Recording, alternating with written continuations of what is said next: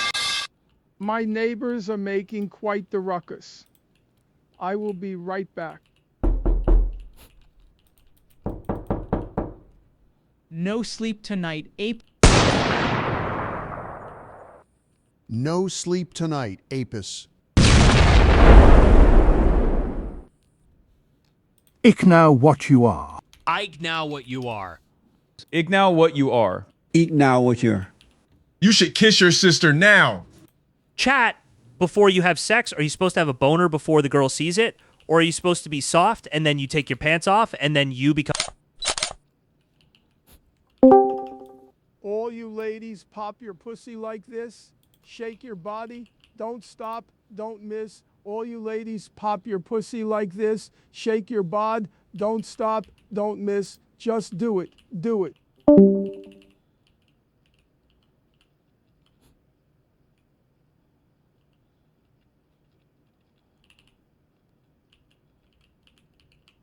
All right, we made it.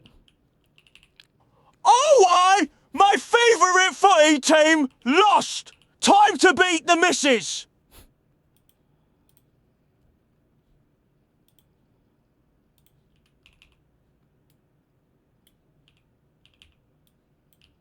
Please, bro, one game of League of Legends, please. What's that even supposed to be?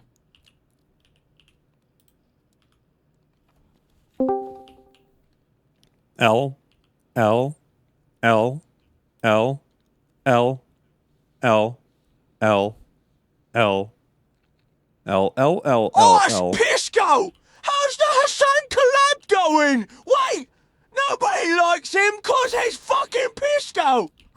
Why? Why?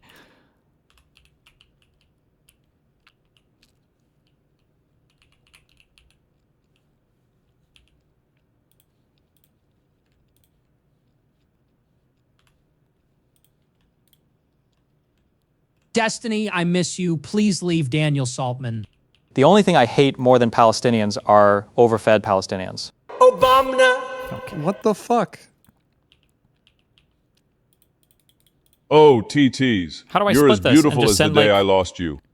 Hey everyone, Sleepy Joe Bedden's sister here. I love him very much and I have consensual sex with him. I am 18 plus and everything we do is legal. Okay. All right. All right, true. So, this is what took Jader 6 months to do, huh? Wait, is that real, Dan? Oh. He had other stuff that was going on, okay. Oh, this is awesome. I can say anything. This is going to be cinema. Jessai wants to give Jeffrey Dahmer one more chance. Stop. Okay. Jesus. All right. Hey, everyone. Oh. Ads wants me to watch What? the intro to this. The blatant manipulation, opportunism, and perpetual victim complex is par for the course when dealing with disgusting Zionist frauds like him. Anyway. Science as much as they want, and if anyone exposes those lies, they're automatically an anti-Semite. What, bro? This guy reaches so hard. Holy shit, he's obsessed. I'm not sure if you noticed, but the whole world despises your ideology. The world knows your gaslighting and your Hasbara tactics. Shouting anti-Semitism at everyone that hurts your feelings is just going to hasten your demise tenfold. So keep it up, you worthless Zionist pile of filth. And I didn't mention Judaism. I said Zion. Oh, just as a quick thing. The reason why it's so weird is like the video that he's responding to. This guy is like a weird. I think he's a fuck. I don't want to. It's like a flat earther. It's something weird. Or he believes in like the ether or something. But it didn't have anything to do with Zionism, or at least not in the Professor Day video. I didn't see anything about Zionism. Oh, he believes in aliens or something. So it was just so weird that he kept bringing in like, oh, this guy, everybody hates that you're a Zionist. I was like, what? Why? Tenfold. So keep it up, you worthless Zionist pile of filth. And I didn't mention Judaism. I said Zionism. Get a grip.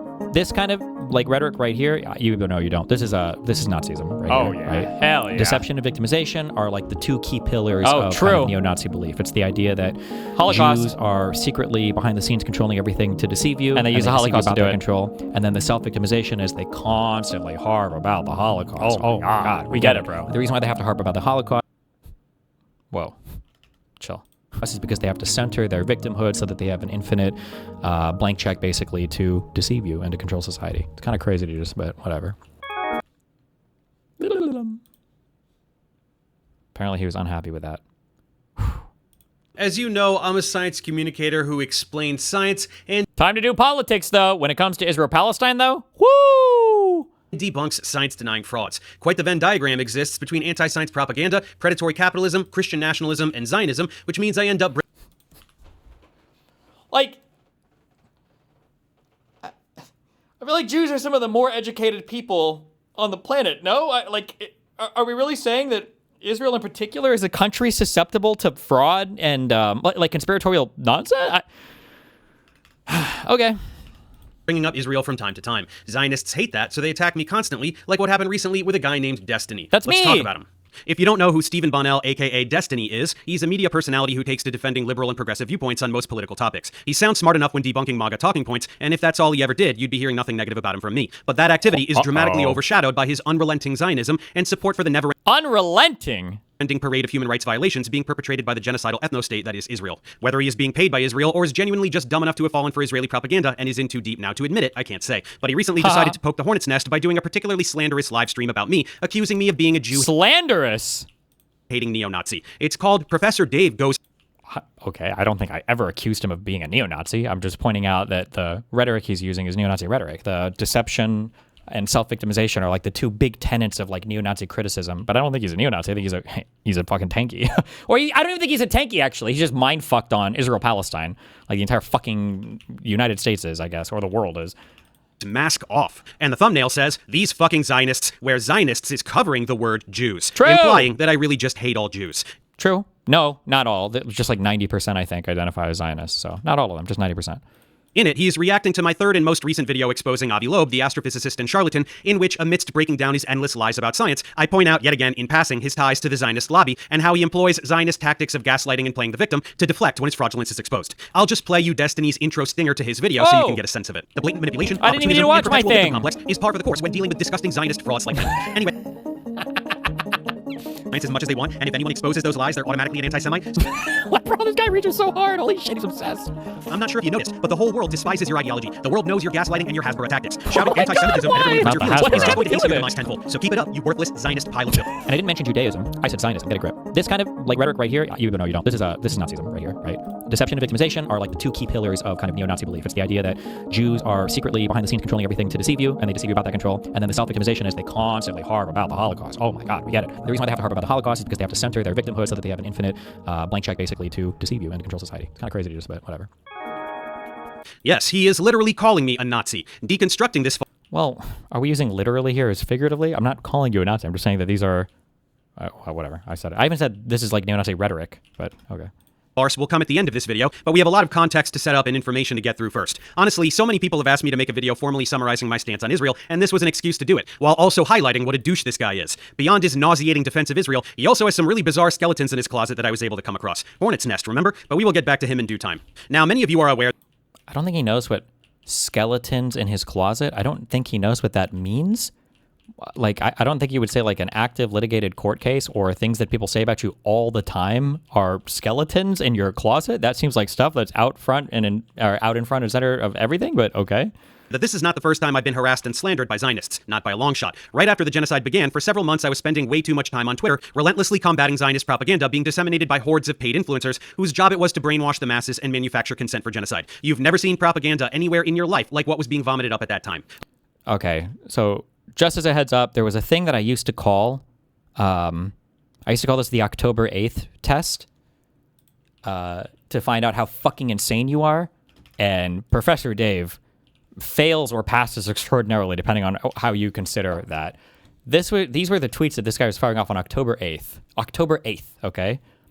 If you feel the need to tweet about one innocent dead woman in a truck, but have never tweeted about the thousands of innocent Palestinians who are brutally murdered on a daily basis, thousands murdered on a daily basis under an illegal military occupation, you are part of the problem. October 8th, by the way.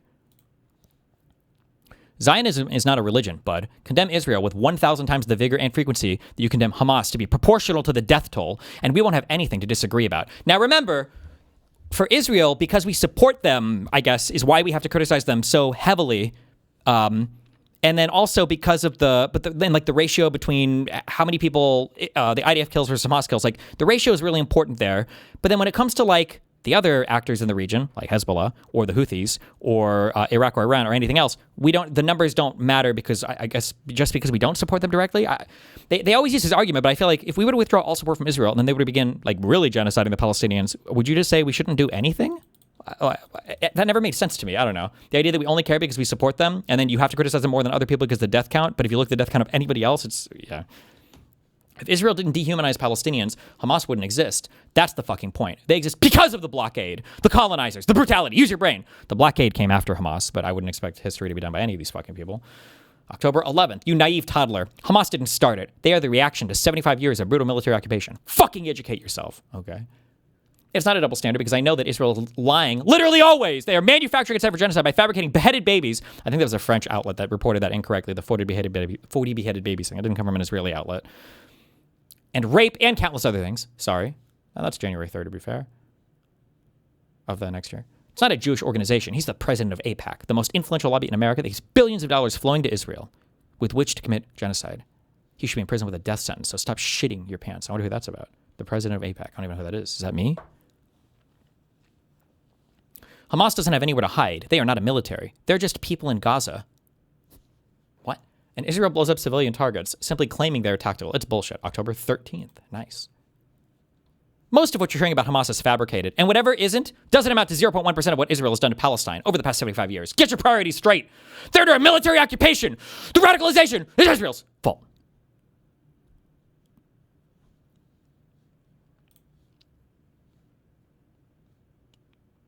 Haha! Minimize non-combatant casualties? Holy fuck, you are naive.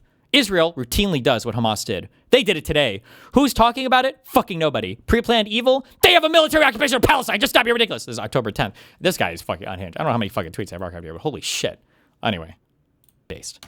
A fabrication of 40 beheaded babies, which Joe Biden himself publicly claimed to have seen photographs. He said he saw photographs of beheaded babies. He shouldn't have said this. I don't know where. He might have actually seen it, though. But this claim was not originated by Israel. It was I think it was a, somebody said Channel 4. Is that a French outlet that fucked up and spread this claim? But Graphic evidence of, only to later walk back and admit that no such evidence exists, since it's not a thing that happened. Fabricated claims of a baby being cooked in an oven. Endless claims of rape, when in fact it is Israel that systematically rapes Palestinian prisoners in the most brutal manner imaginable. People don't talk about it much because nobody pushes these people because nobody actually cares. Also, I don't know why they say, I know why. It's not 75 years of occupation. It would be like 60 years, but whatever.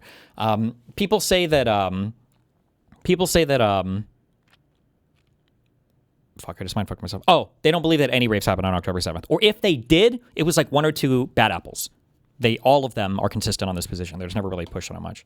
A behind-the-scenes clip of a Lebanese short film used to claim that Palestinians were faking the war crimes against them, yielding the birth of the disgusting term Pallywood. Claims of immense networks of Hamas bases underneath hospitals to justify the bombing of every single hospital in Gaza, only to provide zero evidence of such bases after the fact, except a few planted guns. Everybody acknowledges this. Even Amnesty International. Everybody acknowledges that these are bases that are used or co-opted. Like Amnesty International in 2014 did big reports on Al-Shifa Hospital, for instance, being used by Hamas for torturing people and as a base of operations. And there's like tunnels underneath. It was a huge blow to UNRWA's credibility when they discovered another big like underground thing that was right next to like the entrance of the hospital, or in such a way that they obviously knew they were operating there. But several hours after entering, and a list of terrorists that was really a calendar. A tidal wave of lies in the form of social media activity that was viewed by many millions of people. Endless dehumanizing rhetoric to garner. People say this. Where the fuck was the mountain of Israeli propaganda after October 7th? It was exclusively Pally slop. You can tell this too because these people, by the way, today. People like Professor Dave or Hassan will still tell you that big hospital bombing on like the 13th or whatever, that was an Israeli JDAM that hit a hospital and killed 500 people. It was like a Palestinian Islamic Jihad like rocket misfire that maybe I think like hurt like 30 or 40 people or whatever. Like it was not a fucking missile that hit a parking lot. Like, but this guy and other people will still believe that it was an Israeli JDAM. Yeah. Support from the West for a totally pre-planned campaign of ethnic cleansing and land theft. At any rate, influencers were being paid to disseminate the narratives that the state had settled on each day. Who? I keep hearing this claim. Who is getting paid? I haven't met anybody. I didn't get paid. Who is getting paid for this? Source? Nope. I was shitting all over these disgusting frauds day and night for several months, and the wrong people noticed, so they dogpiled on me and got my account suspended. Imagine getting suspended for anti-Semitism on a fucking neo-Nazi platform. That's crazy. That's wild to me. People often note that you can find some really egregious anti-Semitism on social media, so my tweets must have been even worse than those of actual Nazis in order to merit suspension. But those people are very confused. Zionists love anti-Semites. They quietly celebrate their presence on social media because their existence fuels Israel's victimization narrative. Israel can bomb anything they want, shoot any child in the head, steal any land, but they will always continue to be the victims. Scary anti-Semites who want all Jews to die, whether a particular instance being referenced is real or not, are a key facet of this narrative. So that's not what gets targeted for suspension. What gets targeted is anyone who is effectively combating and exposing the state-sponsored Hasbara narratives, which I was doing with a passion. So I was booted from the platform, which honestly was a relief more than anything else, as this activity was starting to take a toll on my emotional well-being, and then their campaign to smear me began. First, the social media activity. This actually started before my account was... Let's see, the smears. It's quite disappointing to read Dave's content. He's someone I follow for a long time, and it's disheartening to see someone who claims to be scientists diving into conspiracy theories without taking the time to understand the actual facts. Regrettably, I've chosen to follow him. Damn! Oh my god, the smear! It's so disappointing to read at Dave Explains. He's someone I follow for a long time, and it's a bit sad that someone who calls himself a scientist falls into conspiracy theories and doesn't bother to learn the facts. Unfortunately, I unfollow. Holy shit! I find it disheartening to read Dave's content, despite being long. Oh my god, are these bots actually? These kind of read like bots. Terminated. Hundreds of tweets like this, very obviously scripted and disseminated for all the lemmings to copy and paste. Pretending to have been followers of mine, regrettably, they must unfollow because I'm a Nazi. It's all quite unconvincing. They do this all the time. You can always find clusters of scripted copy-paste tweets, like this recent campaign that Destiny would probably enjoy. I hate both of these motherfuckers. I don't even know who these two down here are. These guys literally have it, tag that these are paid tweets, but okay. You can always find clusters of scripted copy-paste tweets, like this recent campaign that Destiny would probably enjoy. Then came the harassment on YouTube. Thousands, and I'm not joking, literally fucking thousands of these for weeks. These came from the bot farms that Israel employs to shift the narrative on every platform they can. Optics are everything, and where they lost on every single platform, by the way. Damn. Even this very blatant artificial activity can skew things in their favor to some degree, but that's just the beginning. Organizations like StopAntisemitism.org and Canary Mission are a form of weaponized retaliation against those who speak up for Palestine on social media. I was named Anti-Semite of the Week, along with countless actors and activists like John Cusack, Susan Sarandon, Mark Ruffalo, Roger Waters, Cynthia Nixon, Greta Thunberg, Bassem Youssef, Mamdani, of course, basically anyone who draws significant attention to Israeli crimes against humanity, thereby posing a challenge to the Hasbara narrative. You know, horrible, vile anti-Semites like Miss Rachel, the children's content creator who scandalously requested on social media that Israel stop bombing children, and who can be found singing songs with Palestinian double amputee toddlers. How dare she humanize children who have had their legs children, and who can be found singing songs with Palestinian double amputee toddlers? How dare she humanize children who have had their legs blown off by inhuman monsters? As part of these smear attempts, founder of Stop Antisemitism, Leora Rez, and other wastes of human life enact brutal campaigns to ruin the lives of whomever they target, doxing them and doing whatever they can to get them fired from their jobs, especially for medical professionals. For me, there was not much they could do. I'm self-employed. They tried to smear me on LinkedIn, but nobody gave a shit. Eventually, they move on. But perhaps with how much I've finally been talking about Israel in my YouTube content, as opposed to simply tweeting about them, a second wave of attention is coming my way. To demonstrate how no amount of criticism of Israel will ever be enough. There was a post on the sub about how that TikTok he just showed of an Israeli bot farm with some Korean advertising company based. Was it a Jewish Korean though? Going to talk a lot about how awful Israel is. Truly, they are the most potent force of pure evil in the world since the Nazis. Jesus Christ! Ironically, the level of disdain they have for human life is beyond comprehension. Not simply the ability to murder tens of thousands of children like they're termites, but the delight they express in doing so, and the overwhelming support it's good to kill babies that is expressed by Israeli citizens for this genocidal activity. More than 80% of Israelis support the complete annihilation of the Palestinian people. It is a twisted, psychotic society that celebrates the destruction of innocent human life. They proudly announce it openly, their desire to wipe Palestinians and other Arabs from the face of the earth.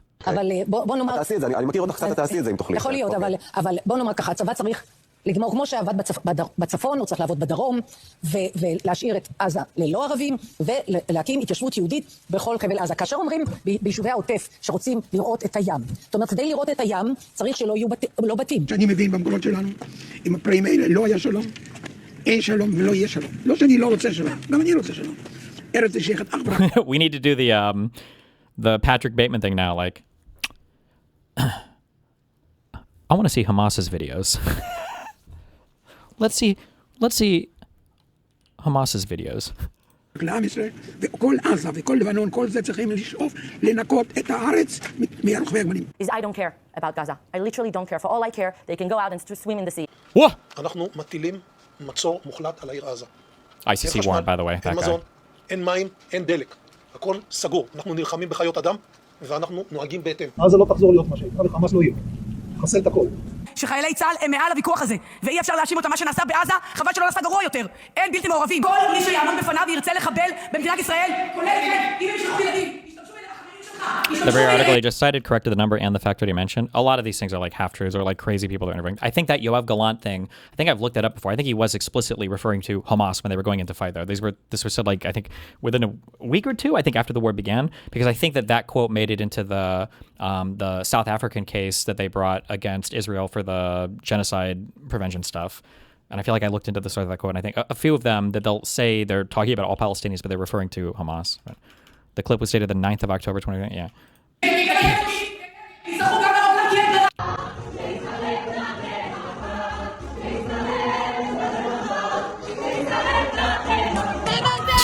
Have you seen enough? No, I don't think you have. Israeli lawmaker Yitzhak Kreuzer says there are no innocent children in the West Bank, defending the bloodthirsty behavior of settlers that murder helpless Palestinians. That Kreuzer...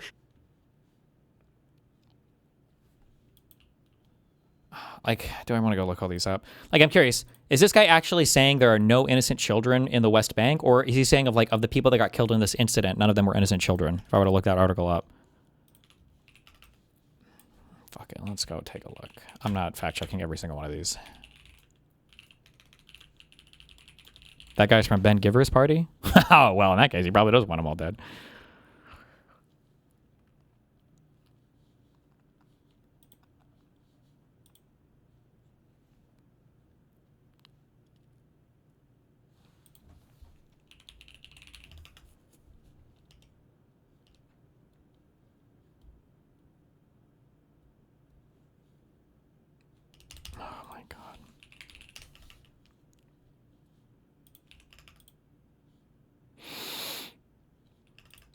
Hold on.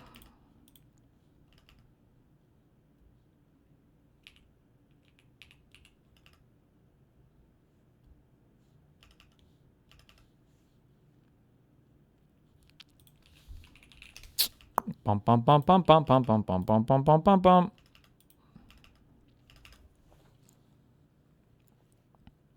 Defense killing of Palestinian family. A lawmaker from the far-right Otzma Yehudit party told the Knesset on Wednesday that there are no innocent civilians, no innocent children in Jenin, I think they might call this.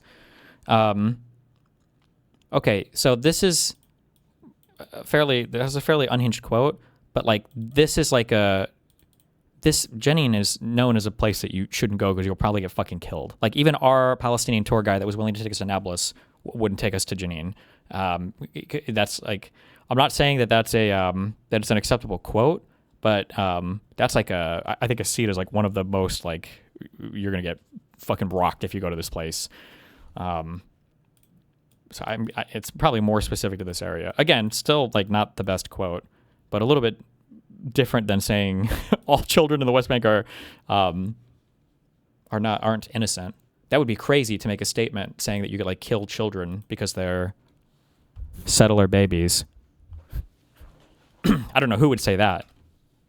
Says there are no innocent children in the West Bank, defending the bloodthirsty behavior of settlers that murder helpless Palestinians and steal their homes on a regular basis with total impunity. The West Bank, no Hamas here, just Palestinians living under a brutal system of apartheid, steal their homes on a regular basis. Innocent children in the West Bank, defending the bloodthirsty behavior of settlers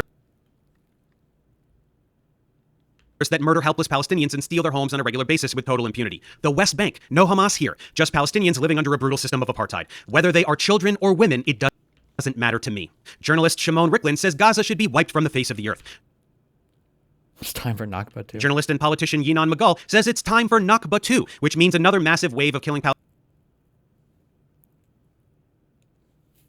Palestinians and cleansing them from their territories to acquire these lands for Israel. Revital Gottlieb of the Likud party says, bring down buildings, bomb without distinction, stop with this impotence.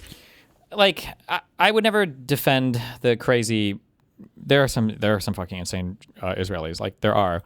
But you can find them saying insane stuff all the time. It's really weird to come down on somebody saying insane shit like on October 7th, though. Destiny, why don't you just debate Dave? Dave will never talk to me on this subject. The pro-Pallies have to remain as isolated as possible on this topic because they know nothing about the region, they know nothing about the history, and they have no prescriptions of what to do in this place. Obviously, I would debate him if he wanted to, but I think he's even in his own comment section right now fighting for his life. Not fighting for his life, but telling everybody, I'll never debate Dusty on this. Oh, he might have deleted the comments, but...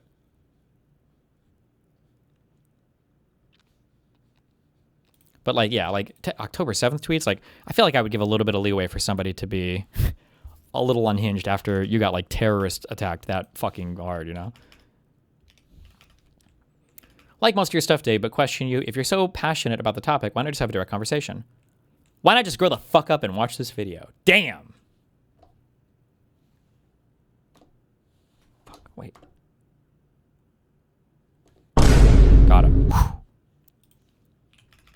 You have ability. There is worldwide legitimacy. Flatten Gaza without mercy. This time, there is no room for mercy. You think this hatred is reserved only for Palestinians? Think again. Israeli Minister of National Security Ben Gvir says that for every tear of an Israeli mother, 1,000 Lebanese mothers must weep. This is fucking unhinged.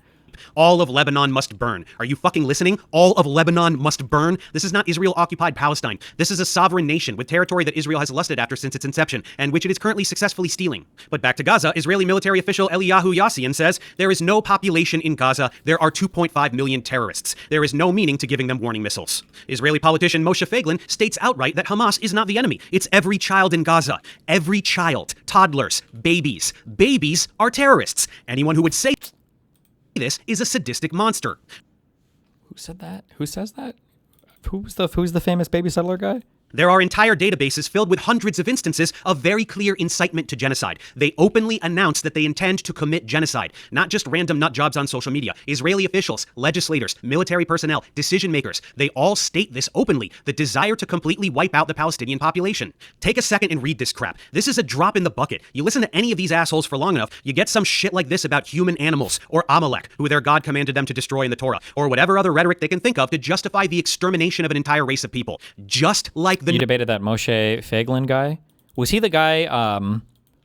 I've debated a few far right Israeli people, but over here it's always like the pro-Pallies that I'm generally fighting.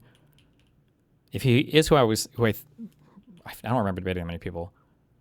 But there was one. I mean, all of the super Zionist guys are generally fucking unhinged. Nazis did to the Jews in calling them vermin, parasites, rats, whatever they could do to dehumanize them. It's identical. They proudly announce genocidal intent and then later deny the actualization of that intent when accused of the genocide they are committing, gaslighting the world with rhetoric about how the IOF is the most moral army in the world, rather than the reality. Gaslight the world, true. That they are actual terrorists. Here's Israeli Minister for Social Equality announcing how proud she is of the ruins of Gaza and that every baby 80 years from now will tell their grandchildren what the Jews did. They take pride in the complete annihilation of a people. אני אישית גאה בהריסות של עזה ושכל תינוק, גם עוד 80 שנה מהיום. What does IOF mean? Israeli Occupation Force. יספר לנכדיו מה עשו היהודים. And you don't have to take the word of officials. You can ask the soldiers themselves. They proudly brag about children they've killed. We were looking for babies, but there is no babies left. What babies? Say that again. Huh? Say it again. No, maybe I killed a girl, she was 12, but I'm looking for a baby. Do you like Palestinian children? Yes. Does it make you feel good when you bomb a hospital? Really? Yes. You guys kill children. What are these videos? In Lebanon, is that okay? Yeah, this is okay because in Hamas. What about the children, the babies? The babies is good too. Really? In Lebanon? Yes, in Lebanon. Is this like with the M4 or whatever? I don't even know what that gun is actually. Like this, is this a real video or is this just like a fucking propaganda piece? Like I got my rifle here and everything. Let me talk about how much I love killing babies. In Gaza, in Iran.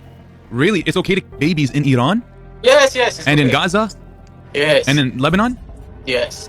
What I need to know what the source of this video is.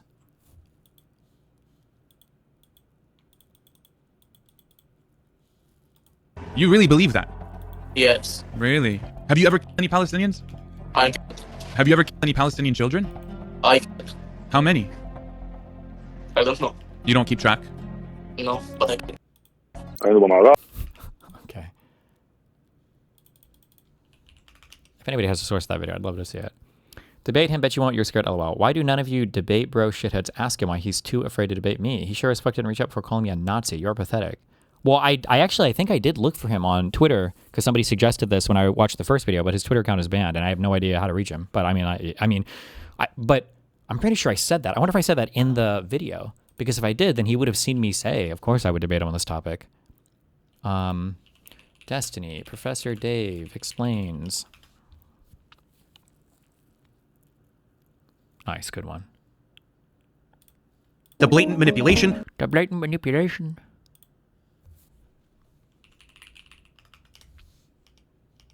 Okay, I didn't say the word debate at least.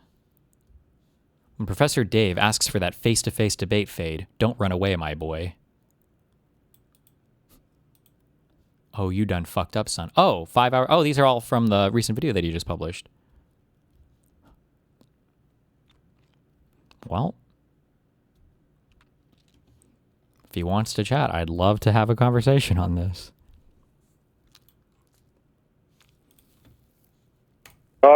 זיהינו 3 אובייקטים מתקרבים לעברנו לשטח שהוא שטח השמדה. Wait, this is him. I couldn't find an exact video. Hello, IDF, Israeli soldier. How many Palestinians have you killed? What? How many Palestinians have you killed? 20. Uh-huh.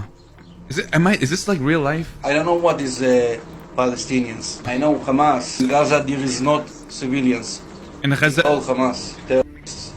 In Gaza there's no civilians, they're all Hamas? Is that what you just said? Yeah. Okay. So the 1 million kids in Gaza, they're Hamas? Yeah. What kind?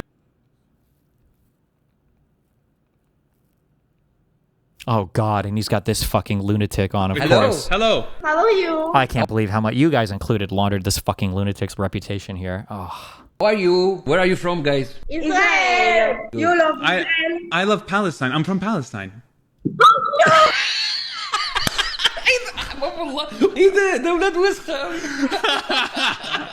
Hello. Hello. How are you? How are you? Where are you from, guys? Israel. You love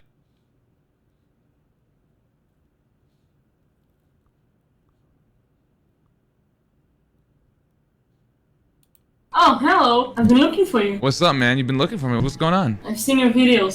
I'm Israeli. Every day, on the news, at least one soldier dead in Gaza. Oh. Tens of Palestinians are killed every single day. Okay, and you know what happened on October 7th? At least Does that excuse... 2,000 babies were murdered. At least. What? Hold on. How many babies were killed on October 7th? At least 100, I think. You just said 2,000.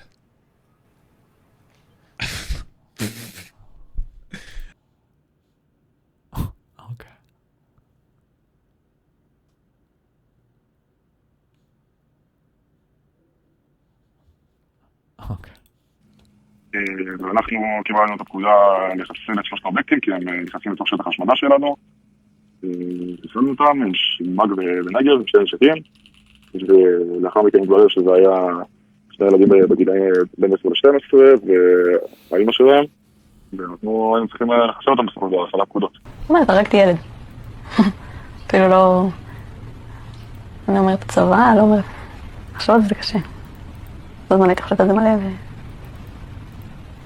This is how long of this video is just like quotes from Israelis or Jews or drop in the bucket. Countless children in Gaza have been targeted and executed by snipers. There are so many accounts from both local and international doctors who received child after child with a single precise bullet wound to the head. Again, soldiers state outright that they intentionally murder children and that they're specifically ordered to do it, while officials continue to put on a show and act offended when it is suggested that soldiers do the things they openly admit they are doing. This is the definition of gaslighting. And how do Israeli soldiers and officials justify this grotesque behavior? Naturally, they have divine permission for it. They state this openly all the time as well. They are the chosen people, so they can do whatever they want. They say Israel is allowed to ignore the directives of international law in any field it desires. International law doesn't apply to them, so they should be able to commit genocide. They say they are entitled to violate the sovereignty of foreign countries. This means that any land they desire is theirs for the taking. This is announced proudly, publicly, and supported by a citizenry that has been brainwashed into believing that they are genuinely superior to other peoples. Kids trained to see Arabs as slaves and all non-Jews as inferior. מה כמו שאתם פוגשים ילד חילוני? למה אתם מחרים עליו שלא חרדים? מה הוא עושים? They are inferior. Babies are terrorists. This is Israel. This is not some fringe political group. This is the whole fucking country. This is how they justify the slaughtering of countless innocent people, a thing that has been going on for almost 80 years now, but never with such ferocity as the past 2.5. And because the media will never show you these victims or describe their slaughter with accurate language, I will... Really? Nobody in the media is talking about this. Okay. This is who Israelis are talking about. Look at these people. Look at these children. That anyone could look at these children and call them terrorists that deserve to die is beyond comprehension. Israeli officials who carry out this activity are rotten to the core and beyond saving. They are twisted and evil. But any member of the global public that can listen to these politicians or their puppets on social media say these things and look at these children and remain resolute in supporting Israel is also a lost cause. Legitimate question, Destiny. What would it take to change your opinion on this? I don't know. It's difficult to engage with questions that are that fucking retarded. For the people that are saying unhinged, insane shit in Israel, these are bad statements. They're horrible. But it's even worse when you just show one side and you pretend like it's only one-sided. You're disqualified from the conversation. You shouldn't even have an opinion on it. You're fucking retarded. I'm sure there are unhinged, insane fucking people in Israel. I met a few, and I've talked to a few, and I've debated a few that are absolutely fucking unhinged. There's a reason why they're unhinged, though, right? There's a reason why the Palestinians are unhinged as well. Both of these people have enough ammunition in even recent history to use against each other forever. But when you want to just cover one side of it, you're engaged in some either insane anti-Semitic program where you're labeling every single Israeli citizen, which they now finally are openly doing. Every single Israeli citizen is actually an unhinged, crazy murderer. Or when you're saying every single Palestinian is trained from birth to want to kill and murder and rape every single fucking Jewish person, right? It's not helpful on either end. Both sides have enough ammunition against each other. They want to hate each other. You don't have to. It's presenting it so one-sidedly is so stupid. Anyone who supports Israel is either completely brainwashed or a racist piece of shit. They bought into the brown people bad narrative that has been pushed in the media and entertainment for decades in order to justify American imperialism in the Middle East. They fell for precisely the same dehumanizing rhetoric that led to the Holocaust. If you support Israel, you are a Nazi. There is no meaningful distinction between support for Israel today and support for Nazi Germany in the 1930s and 40s. Given the age we live in, the horror show that really is this genocide can be viewed by anyone with the courage to see it. It is the first genocide in history that has been broadcast globally in real time on a daily basis. It is undeniable unless you deliberately look away. So-called liberal Zionists, which is an oxymoron, are in denial of this reality. Their everyday lives consist of endless mental gymnastics to avoid witnessing the carnage. Their social media feeds are filled with propaganda peddlers convincing them that none of it is real. Genocide isn't real. If you don't go and look at it yourself, then you can pretend it doesn't exist. Well, I'm going to show you to the best of my extremely limited ability what is happening. This video almost certainly will not be monetized. I'm fully aware of that and I don't care. But I can't show you the true extent of the carnage, as that would violate YouTube's community guidelines, and my channel could get deactivated from a single violation of place in this boring out of their app. Haunts me every time I look. The countless bodies dirt bulldozed on top of them, often still of this genocide. And then they get their last glimpse of daylight. Evidence of torture is nearly 400 bodies found in Gaza, mass graves. Weren't one of these graves wasn't it just like a reused or like an actual just I'm trying to remember. There were a bunch of bodies buried outside of a hospital, and I remember there was some fighting that happened. And then when there was like an explosion or something, some of these bodies were uncovered, and people were like, "Oh my God, mass grave discovered." But it wasn't like a mass grave of like people who were murdered and thrown in a grave. It was like there was a ton of all the reporting on this was actual fucking AIDS for like 6 months at least. Well, I mean, all of it is still AIDS, but holy fucking shit. There is no way for me to physically illustrate for you the true extent of this genocide. And that brings us to the main point of this video. Dickheads like Destiny deny the fact that Israel is committing genocide. This is beyond comprehension. Any honest person with the courage to look can instantly see what has been going on in Gaza for nearly 3 years now. So courageous to join literally the most popular political movement online in the history of all the fucking world, which is Israel bad, Jew bad, and Palestine innocent and need to be protected, and get rid of AIPAC. What a brave position that is. Oh my goodness. And it is objectively genocide. Anyone who wants to complain about how woefully unqualified I am to make that assessment, they can shut their dumb fuck faces, because you don't have to take my word for it. Every single human rights organization in the entire world has labeled this a genocide. Let me play a short clip from Mehdi Hassan, since he will be able to get this point across quite succinctly. Gaza has been cut off from the world for almost 3 years and subjected to war crimes, ethnic cleansing, genocide. But if you say that, Israel and its supporters will accuse you of lying, of being anti-Semitic, of perpetrating a blood libel. So let me debunk this argument in less than 60 seconds by asking one very simple question. Start the clock. Do you believe Benjamin Netanyahu, Itamar Ben-Gvir, and Bezalel Smotrich about what's been happening in Gaza, or do you believe the UN Independent Commission of Inquiry, the UN Special Committee, the UN High Commissioner for Human Rights, the UN High Commissioner for Refugees, the UN Special Rapporteur for the Occupied Palestinian Territories, 14 other UN Special Rapporteurs, the former UN Humanitarian Chief, UNICEF, Amnesty International, Human Rights Watch, Bet Salem, Gisha, Physicians for Human Rights Israel, Doctors Without Borders, Oxfam, Save the Children, Christian Aid, Action Aid, Moses, the author of the book Danish Refugee Camp, Israel's Mossad? All of them, or Benjamin Netanyahu? But Mehdi... Those are the only two sides of that, by the way. And it's not even a question of what are the facts. It's a question of like... The most annoying thing too is it's a question of like, would you consider it a genocide? It's hard to imagine... It's hard to imagine like a genocide where if one side surrenders, like everything stops. That's kind of hard to imagine. It's hard to imagine a genocide where the side being genocided like actively is continuing to hold hostages against the other side and refuses to release them for some reason. But it's just the most difficult question that these people have that I've never heard a good answer to, and there's a lot of them that you can ask. It's like, what's the difference between like a bad one-sided war or just like a really violent war and a genocide? Like I don't know what the difference is. And I've never heard them actually enunciate a difference there. What is the difference between like a bad war or one-sided war versus like a genocide? I don't know. Didn't you know that all of those organizations and all of those people are Hamas? The entire world hates Jews. Only Israel is telling the truth. Everyone else is a lying anti-Semite. Case closed. Anyway... If they stopped calling it a genocide, what would the next point of contention you have be? I don't know. It depends on the specific claims they're making. But I think there's a lot of criticisms to be had for how Israel's conducted the war, especially some things that are like inexcusable. The WCK bombing, WCK or WKZ, the World Kitchen whatever truck bombing is probably the worst in terms of them fucking up like horribly. But if the mindset is like all these fuck ups are intentional and they're just trying to murder as many civilians, not as they can, but as many as they can get away with, even though they're clearly not getting away with it. But I don't know why they won't murder more or whatever. Like it's kind of it's a conversation non-starter. Like how do you make peace with a group of people that you think is literally trying to genocide the other side? Like, it's stupid as fuck. You can't, like, and then these same guys who will say, well, 90% of Israel is on board with this, and all of them are brainwashed to want to genocide the other side, and we can't even accept a two-state solution anymore because that's apartheid, so we're going to do a one-state solution, but somehow all of these people are going to live in peace with each other? What the fuck? I don't know. More effective than just listing organizations, we can go through the specific details which demonstrate that this is objectively genocide. Let's start with the death toll. You'll see propaganda peddlers on social media cracking up about how it's the only genocide where the population actually increased. Disgusting. It's impossible to get a true count, but any official numbers you'll see that hover around 70,000 killed are so far off the mark, it's insane. And anyone complaining that these are fabricated Hamas numbers, 70,000 killed, are so far off the mark, it's insane. Do you know, a casualty is not a death. Does he think that this said 240,000 deaths, and that's why he thought this was super far off? Did he not read this? But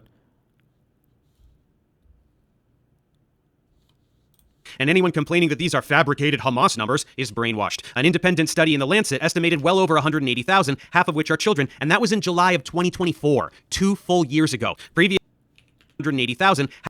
Oh my God, this...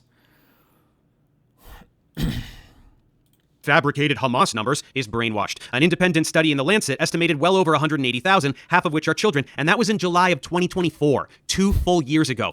This was like an estimation based on like future deaths from bad conditions. This is like such a dumb, oh my God.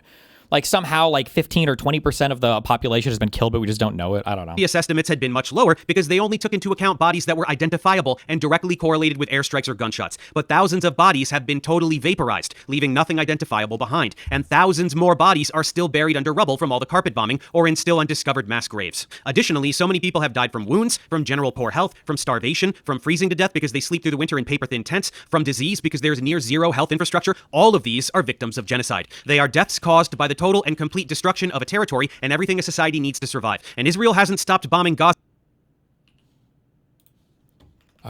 It gets cold in deserts. I'm just curious. Weather, January 1st, Tel Aviv. January 1st in Tel Aviv typically brings mild winter weather with average daytime highs around 64 to 65 and nighttime lows around 50 to 51. Are people freezing to death in the Mediterranean? Is this happening? Okay. Maybe. Gaza for a single day since July 2024, ceasefire or not, so the number is much higher now. Israel has murdered hundreds of thousands of Gazans. I like how we just got to that. Okay. Oh my God. I thought the Gazan Health Ministry is still saying 70,000. I think it's like 70 to 75, but I don't know. Whatever. Likely at least white people want that number to be way higher, so it is, I guess. 20% of the Gazan population. That's genocide. It is a maximization of thousands of Gazans. Likely at least 20% of the Gazan population. That's genocide. At least 20% of the Gazan population. So now we're past 400,000, at least 400,000, but okay. It is a maximization of casualties while still maintaining their version of plausible deniability. They also specifically targeted hundreds of journalists, well over 1,000 doctors, and other key personnel publicizing the genocide and keeping citizens safe. That's genocide. The continued use of white phosphorus and other illegal weapons as documented by Human Rights Watch and Amnesty International. That's genocide. It's very easy to get much more... How is that genocide? White phosphorus, you're not supposed to use it on humans, but you can use it to cover retreats or whatever, but... even if you did use it, I'm pretty sure, I don't remember the specific distinction. It would be some kind of war crime, but it wouldn't be genocide. But I guess you theoretically could commit genocide with white phosphorus. You start like trying to genocide civilians with white phosphorus. Granular with it as well. Francesca Albanese of the UN Refugee Agency published a report way back in March of 2024 that outlined a determination of genocide, and she has continued to update that report ever since. It documents explicitly stated intent for genocide, the long list of violations of international law, systematic torture and sexual abuse of prisoners with no legitimate charge against them, a total erasure of culture, the stripping away of any sense of dignity for an entire people. Israel really hits every single point on the genocide checklist. For writing these reports and sharing these determinations with the UN, Francesca has faced a volume of harassment and threats to her personal safety that I can't even begin to imagine. And that's coming from someone who is harassed every day and receives threats sporadically. You heard Mehdi's...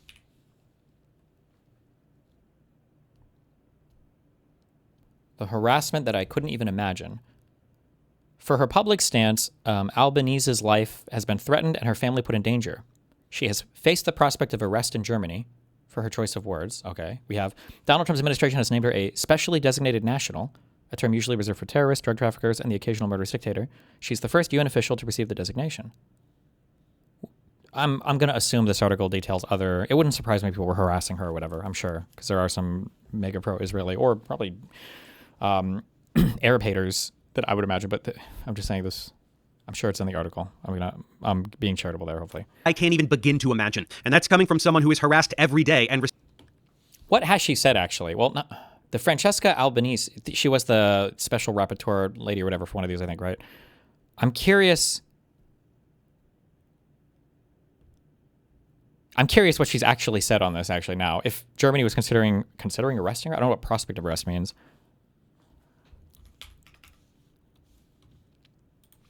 Francesca Albanese quotes Israel, I don't know, in her own word. Oh, the ADL.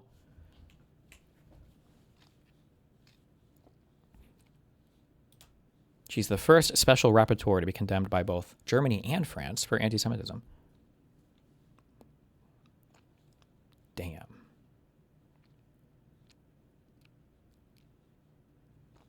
Below are select statements from her.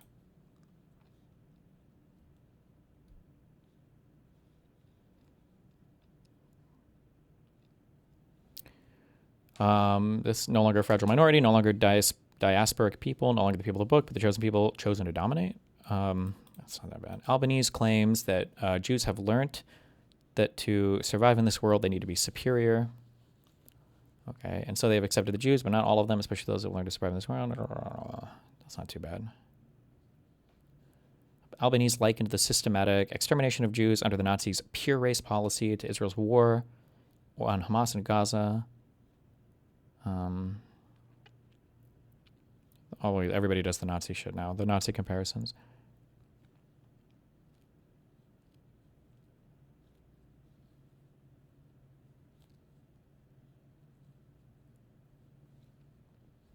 It seems to be like standard, the standard kind of like tropish talking points. I don't think I see anything like exceptionally horrible here.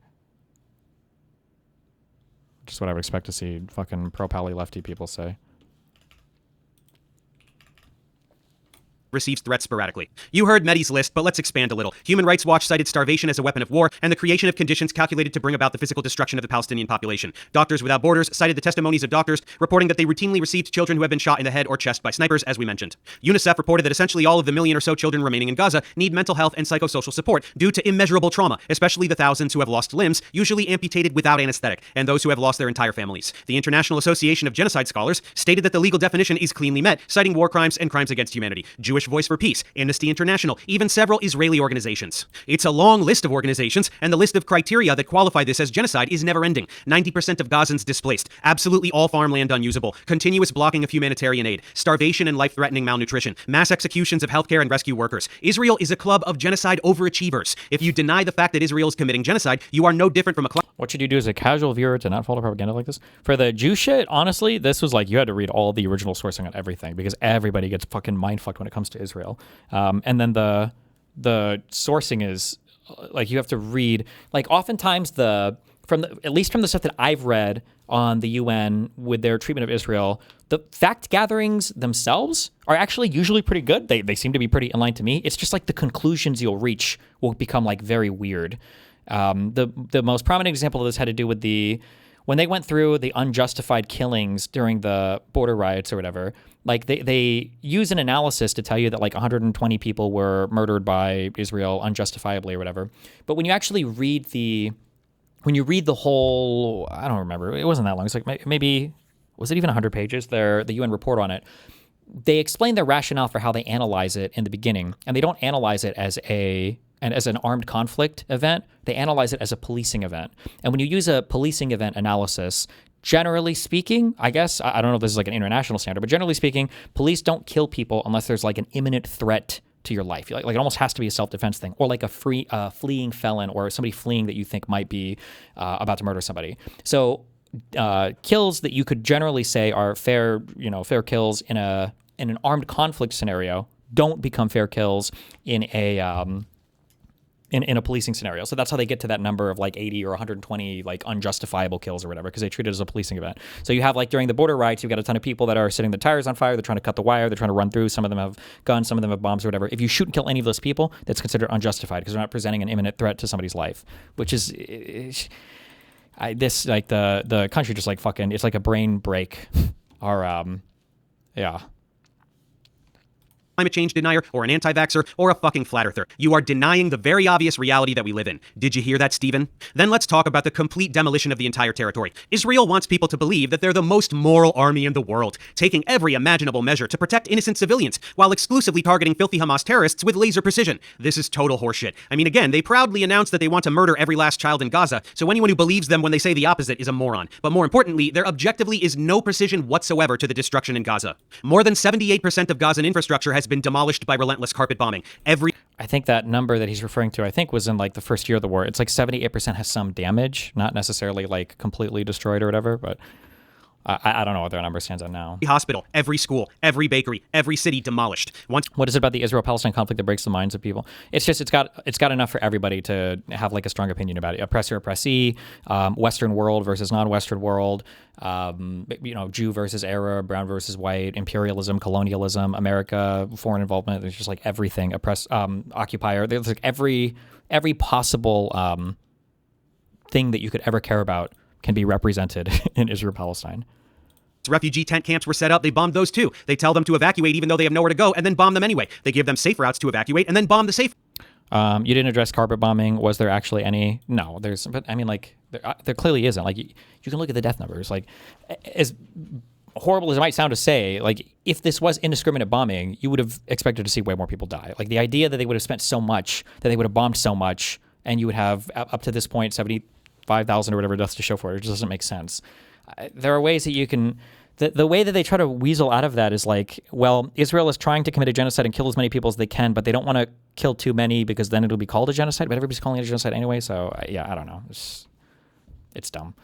Those too. They tell them to evacuate even though they have nowhere to go and then bomb them anyway. They give them safe routes to evacuate and then bomb the safe routes. See, like, this is like true. There were some safe areas that were like declared by Israel, kind of like not official safe areas, but like recommended areas for passage. But the problem, and the reason why some of these started to get attacked, is because when they would declare these as safe passage areas, Hamas would begin fighting from these areas. They would do it intentionally. Like, there were no mutually agreed upon, unless it happened in the last year and I just didn't see it because I haven't followed as closely, but there were no mutually agreed upon like safe passage areas for civilians, because Hamas will never work to defend the civilian population, because they always utilize those deaths as much as they can. Their goal is always to incite maximum civilian death because it helps their side and their propaganda machine more.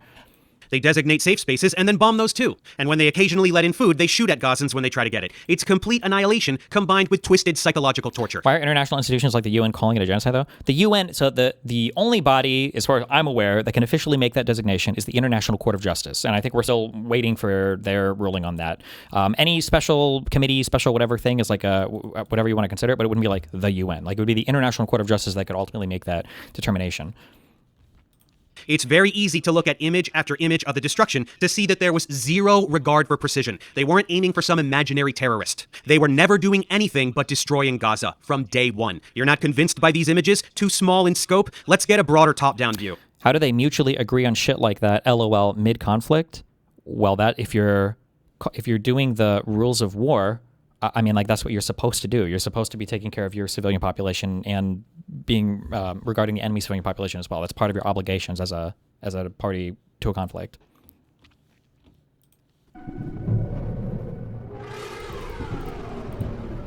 Wouldn't Israel also be worried about damaging their U.S. relations if they go too far? No, I think they would have to. I think the internal support wouldn't be as big either, because I mean, there are a lot of people in Israel that don't want to see the Palestinians genocided, despite these people always saying otherwise, like B'Tselem and these leftist organizations in Israel. These are Israelis, staffed by Israelis. Now, I don't know how that opinion has changed post October 7th. I'm sure that opinion has decreased a bit.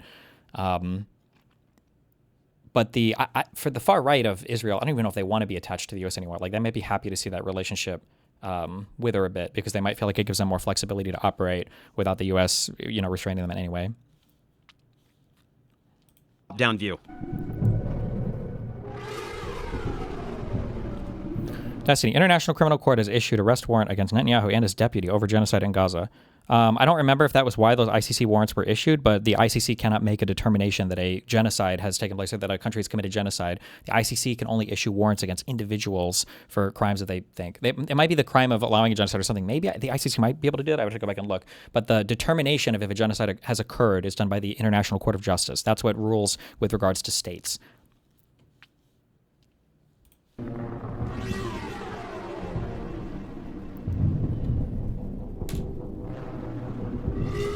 Holy shit.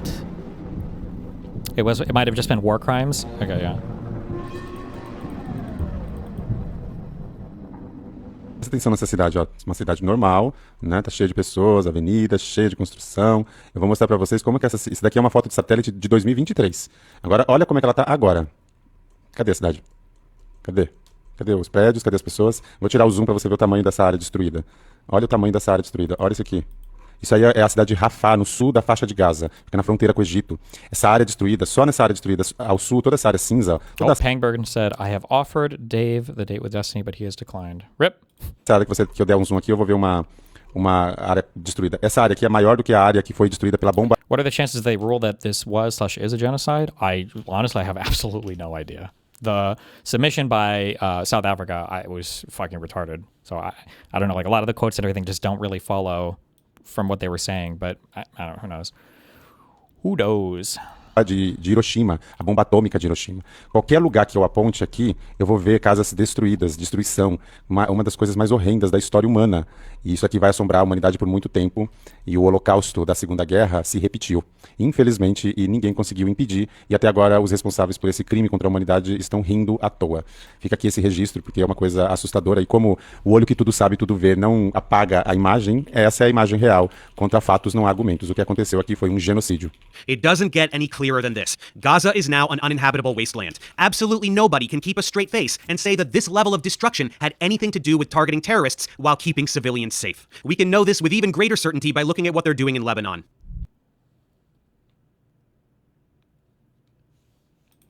You have an issue with the framing that it's a genocide, but you don't have an issue saying that Israel is doing fuck shit right. Are people really upset with you over the word? People are upset over the word because they want to invoke maximum hatred for the country of Israel because they want the country to be eradicated as a Jewish majority state. They wouldn't even...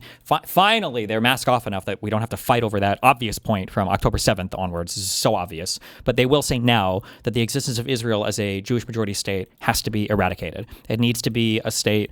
They'll say equal rights, but what that really means is the Palestinians will get the infinite right of return, millions will come back, and then Jews will be a minority, and then who the fuck knows what happens from there, is what they're generally... Not generally, that's what they push for now. That's why they push against the two-state solution.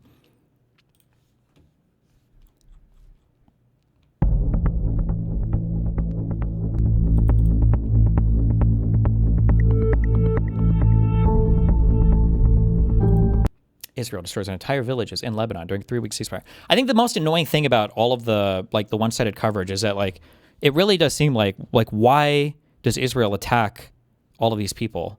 Why are they attacking Gaza? You know, what's going on there? And we never hear about that. Why is Israel trying to attack Lebanon? I guess just to invade and steal land? We never hear about why.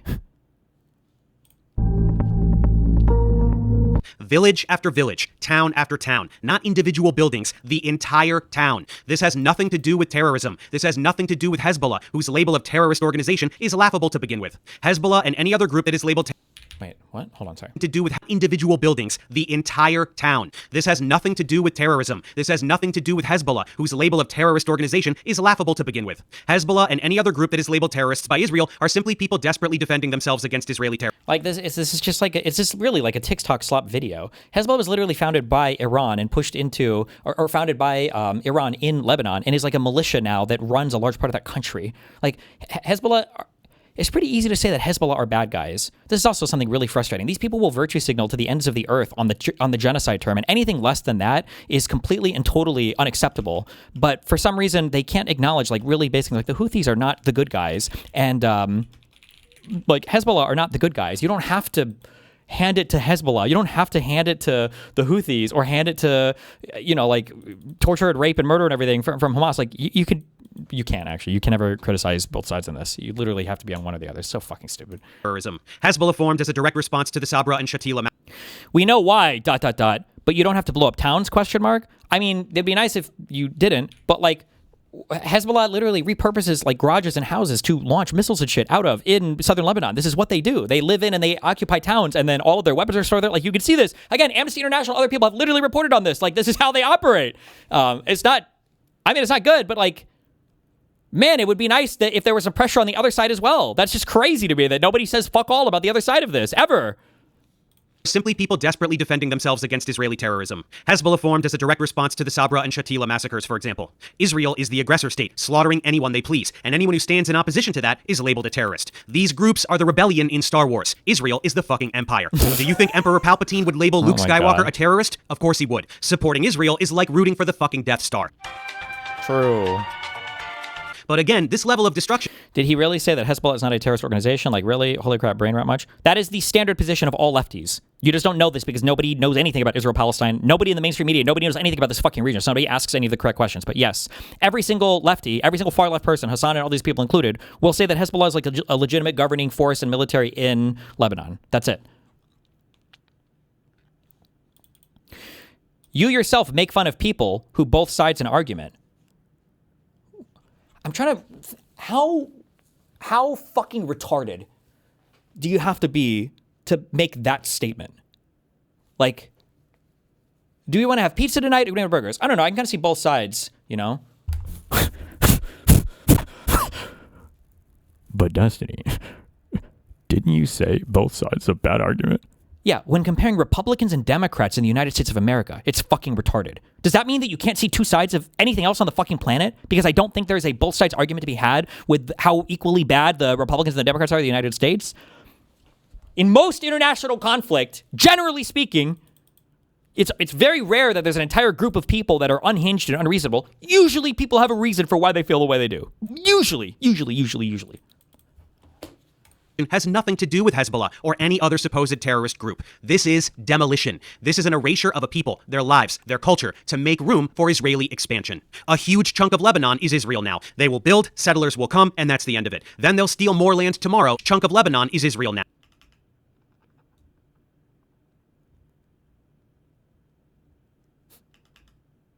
Israel's mass evacuation orders in southern Lebanon. I don't know if this is all they're planning to take.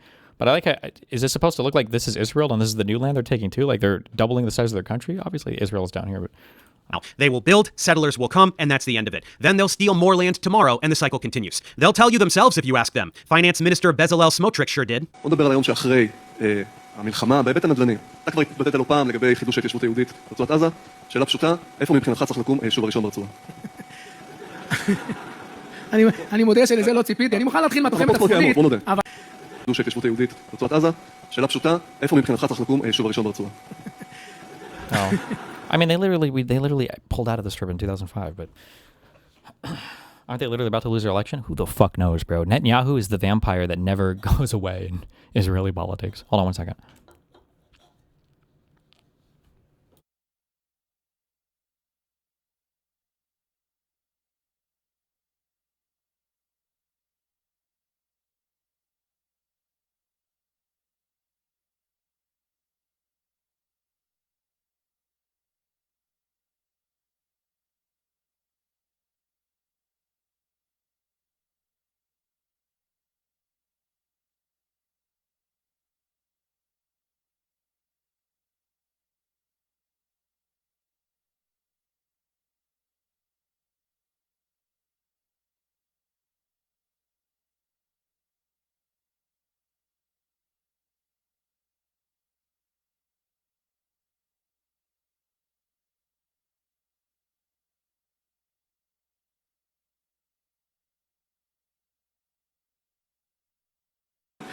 אני מודה שלזה לא ציפיתי, אני מוכן להתחיל מהתוכנית הצפונית, אבל סתם, זה לא מצחיק, יש תוכנית עסקית, תקשיבו לי טוב, יש תוכנית עסקית שנבנתה על ידי האנשים הכי מקצועיים שיש שנמצאת על השולחן של הנשיא טראמפ, לאיך הדבר הזה הופך לבוננזה של נדל"ן, אני לא צוחק, מחזיר את עצמו. אגב, אני התחלתי משא ומתן עם האמריקאים, ואני אומר את זה לא בצחוק עכשיו, כי אני גם דורש, הרי אנחנו שילמנו המון כסף על המלחמה הזאת. אז אנחנו צריכים להתחלק איך אנחנו עושים אחוזים על שיווקי התחדשות. Real estate mogul cosplaying as the president of the most powerful nation on earth. It's gonna be a bonanza. When you decide that you want to steal some land, first you demolish every chosen people. Building is left. Do you understand now what has been happening since October 7th? Do you understand that it was never about terrorists or protecting Israel or getting back hostages or anything of the sort? Not for a single second was it ever about any of those things. Israeli officials. Like I said this a long time ago. Imagine how fucked. Like, this would have been a political outmaneuvering. Imagine how fucked Netanyahu would have been if Hamas released all the hostages, like, a month into the war.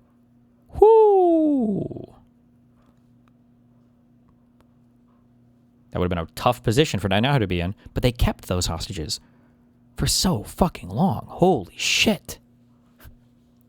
Didn't give two shits about hostages. They were an excuse to keep bombing. There were deals on the table early on that involved a ceasefire in exchange for all of the hostages being returned, and they refused. And in exchange for Hamas remaining the power of the region that was going to be restricted by Israel, and it wasn't going to be a permanent ceasefire. We always leave the other conditions out, but okay. In October of last year, they got all of the hostages back that they didn't kill with their carpet bombing. That still didn't stop them. And I wish I had saved my tweets from early in the genocide, but I didn't, so you'll just have to take my word for it. But I was saying all of this. From day one, I knew that this was premeditated ethnic cleansing and land acquisition, belligerent imperialism in the 21st century. Everything I was saying came true. That Gaza would become Israel, that they would do it to Lebanon too, and I was silenced for it. Anyone who didn't have their head up their ass could smell it, but if you couldn't see what was happening then, do you see it now? Smotrich says they paid for this war. They paid money to fabricate pretense for a military operation with the singular goal of clearing out Gaza to keep it, with Lebanon and Syria to follow shortly after. Now that they're most of the way there with Gaza, an American military base is being built within the territory. On the flip side, if Israel didn't go full 1940s Germany as a response to October 7th, the entire world would have sympathized with them on the Hamas issue rather than being the most hated country on the planet. No, probably not actually. Most people don't give a fuck. Most people think that the border riots in 2019 were like peaceful protests at like the Great March of Return. Like, I don't think so. I don't think that would go. Nice one though. And plans are also what I mean. The Israeli country would have like torn itself asunder. Like, you expect them to just kind of like chill and do nothing after like the largest terrorist attack in fucking history? Like, Jesus, I don't know. Way to round up remaining Gazans and put them into concentration camps while they clear out the rubble and start to build new Gaza. You heard that correctly. Zionist Jews are going to put people in concentration camps. And you heard the other thing correctly too. At Destiny, Hamas offered that multiple times. Israel said they weren't going to stop bombing them. It wouldn't have mattered. Then why keep them? Why not just release the hostages? You would 100x your international and even the domestic support. It would be so hard to justify anything like the continue. Why would you always give them that thing to fall back on? The reason why, like, and again, nobody that makes videos like this will ever acknowledge, is because Hamas invites the civilian death. They want as many civilians to die as possible. They want as many civilians to die as possible. It is the goal, so that people like, you know, Professor Dave can jerk off over these dogshit fucking TikTok slot videos they make on it. New Gaza is already being sold to the American public. Jared Kushner, Ivanka Trump's husband and haunted marionette, unveiled the plans for New Gaza, which will be luxury resorts as far as the eye can see, with some land carved out for Trump as a thank you for greenlighting all of this. And guess what? If you were one of those folks thinking that Israel's actions are way over the top, but what are you going to do because October 7th? Well, I'm going to take that away from you as well. Israel almost certainly knew what was going to happen, and they did nothing to stop it. The music festival taking place just 3 miles from the Gaza barrier was moved there from its original location at the last minute. Like, again, we could just say, we don't have to say anti-Semitism, I guess, but if you were to make any of these claims at all about like an Islamic or Arab, you know, country saying that they were intentionally moving civilians to be killed by enemy, they would call you Islamophobic, 1,000,000,000%. They call it Islamophobic. Like, not even close. You wouldn't even have to do a tenth of that. Oh, you're taking random quotes from Arabs? That's not fair. What, do you expect every Arab to denounce ISIS? Oh, do you expect every Arab to denounce 9/11? Oh, does every single Muslim have to say that they don't agree with the Ayatollah? Does every single Muslim have to denounce every single terror bombing in London, in Miami? Like, people say this shit all the time, but for Jews, it's literally every single Jew. I mean, Israeli. I mean, Zionist. Military response to initial activity was delayed for hours in a way that is difficult to justify. Israeli soldiers were even ordered to cancel all patrols along the Gazan border on the morning of October 7th, with no justification given. 6:30 בבוקר, 7 באוקטובר, כתב המוצב. אצלנו ה-7 באוקטובר מתחיל לפני 6:30. Wait, was October 7th, was that Yom Kippur or no? I don't fuck, I never know this shit. Fuck me, these stupid fucking That was holidays. October 7th to you.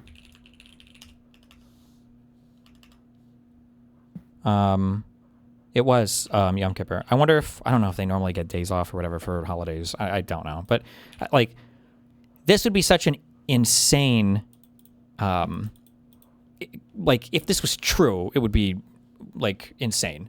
But there's no evidence ever given for this. It's just, like, the weird, like, circumstantial stuff, you know, whether or not, oh, it's Simchat Torah, not Yom Kippur. Okay. Wasn't there a famous war where Israel was attacked on holiday? The 73 war started on Yom Kippur. Yeah, the idea that like they knew this terrorist attack was this is like the 9/11 shit recycled for Israel though on their own territory. כתב המוצר. אצלנו ה7 באוקטובר מתחיל לפני 6:30. אני הייתי לוחם במחלקת מרגמות בגדוד 13, גולני, ובאותו לילה אני, יותם סור, הסמל שלי תמר בן יהודה, זיכרונו לברכה, שלושתנו עושים לילה לבן.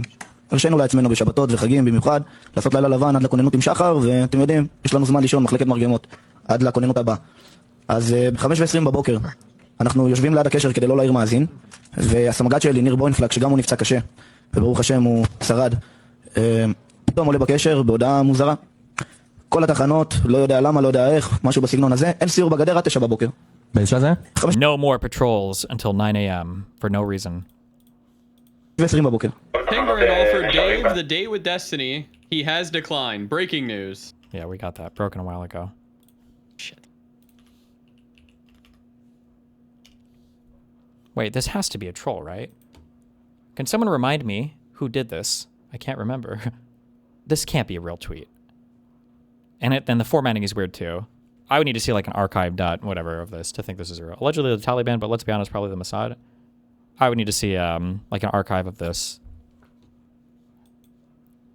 אז מבחינת קרקע ואויב אין לנו דברים משמעותיים. מבחינת כוחותינו יצאה הנחיה מהחטיבה שעד השעה 9 בבוקר מול הערכת המצב אף כלי לא מגיע לבורמה.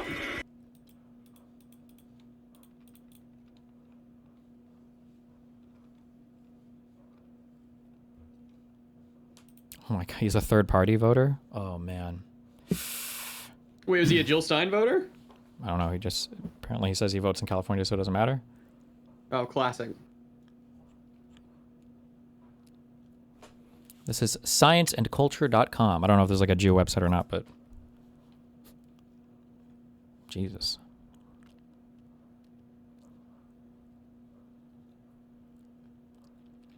What does a Jew website mean? Well, everybody names their shit like weird shit, so you have to be in the know to understand. When it's like Qatari or Emirati or Israeli, like the Middle East Eye or whatever. I think that's like the Jew. It's like a pro-Jew website or whatever. And then there'll be other ones, but they never call themselves like outright. But you can usually tell by just looking at the headlines and the stories. Yeah. But yeah, that's what I mean. Are they? Is it like a? Yeah, and it doesn't necessarily mean it's wrong, but it's just good to know sometimes. Genuine question. You said that Hamas wants civilian deaths in order to garner public support, but you also said that releasing the hostages would have made them look good in the public eye as well. How do you square these two positions?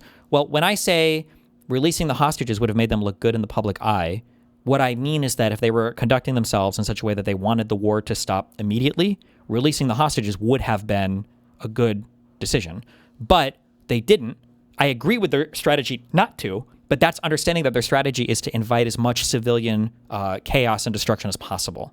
But most people don't recognize that that's their mission. They think they're legitimately trying to fight against the whatever Israeli government. I mean, you can argue this is their way of fighting, but it's through terrorism and self-destruction, basically. Martyrdom, I guess you could call it. Oh, wait. Middle East Eye is Qatari-based. What am I thinking of? I might be thinking of a camera or whatever. Is the Jewish one? Love them.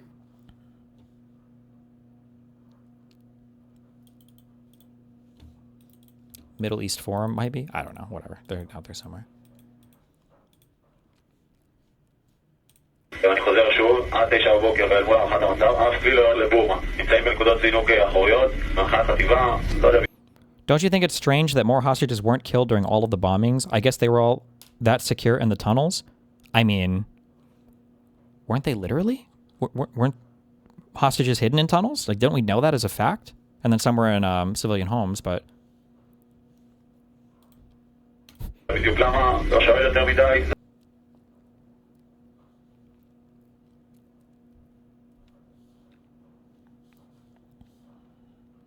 זאת ההנחיה, זה מה שאנחנו עושים. קצת לפני שהכל... עד 9 בבוקר ואל מול הערכת המצב, אף כלי לא מגיע לבורמה. כוחותינו יצאה הנחיה. The brigade issued a directive for our forces pending a situation assessment until 9 a.m. No vehicle is approached Burma. I mean, is this saying that they're trying to let Hamas do the maximum damage and murder civilians? Or is it like there's a chaotic situation and they don't want people strolling into this place and then either getting killed or like, is that? I don't know. I guess we're just reading this as it was Kristallnacht or whatever, right? They just wanted them to be murdered, I guess. A reverse pogrom or whatever. Okay.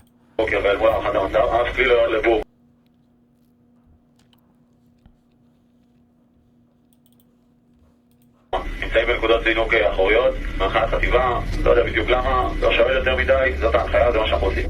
קצת לפני שהכל מתחיל.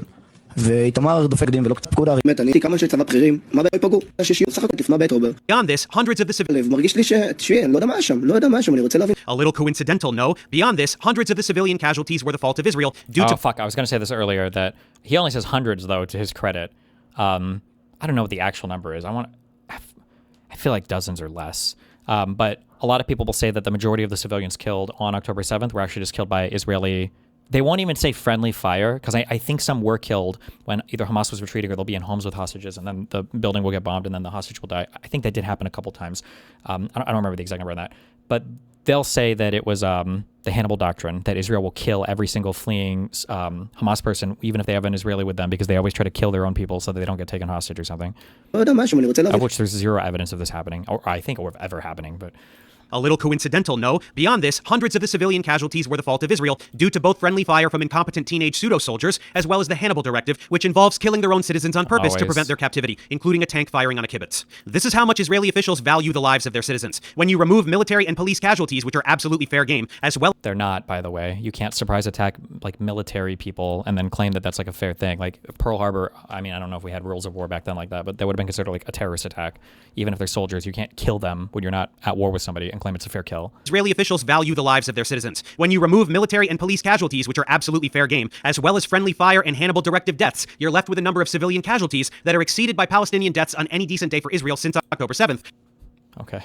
And countless days before as well. Gaza was the most heavily monitored population on the planet. Israel knew that this was their opportunity to get 9/11 levels of support for murdering Arabs, and they took it, plain and simple. Now, if you thought that Israel was only a menace to its Middle Eastern neighbors, think again. Israel is a threat to the United States and every single American too. Let's go over the countless ways that Israel is specifically ruining the US. Let's start with some recent news. Israel is trying to force the United States to formally merge the American and Israeli military. I've seen so many libs fucking, even big libs in my media sphere falling for this fucking retarded shit that we're gonna merge our militaries. This is like the EU army talking point, bro. I wonder if Russia even does propaganda anymore, if like Americans take care of it all. No, a lot of these are probably foreign pushed Russian talking points. Jesus Christ.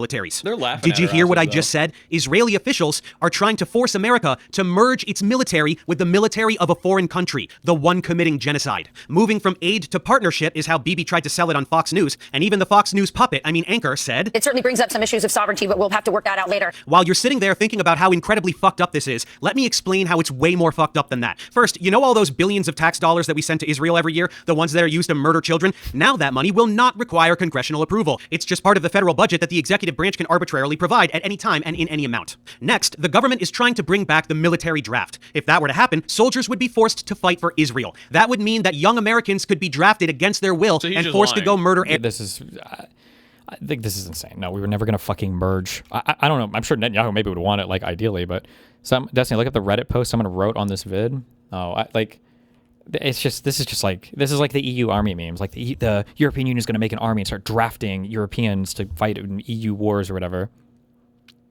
To fight for Israel. That would mean that young Americans could be drafted against their will and forced to go murder Arabs for Israel, while also potentially just getting murdered by Israel themselves via the Hannibal Directive. And finally, this move would make the Pentagon totally dependent on Israel. Israeli AI systems would be integrated into all the highest classification functions of the US military. So no American intelligence could be withheld from Israel, including that on its own citizens, and any attempt to defy Israel's wishes by any future president could be regarded as a military coup. I need you to really wrap your head around the treachery here. Israel is another country, a totally separate country from this one. If it were...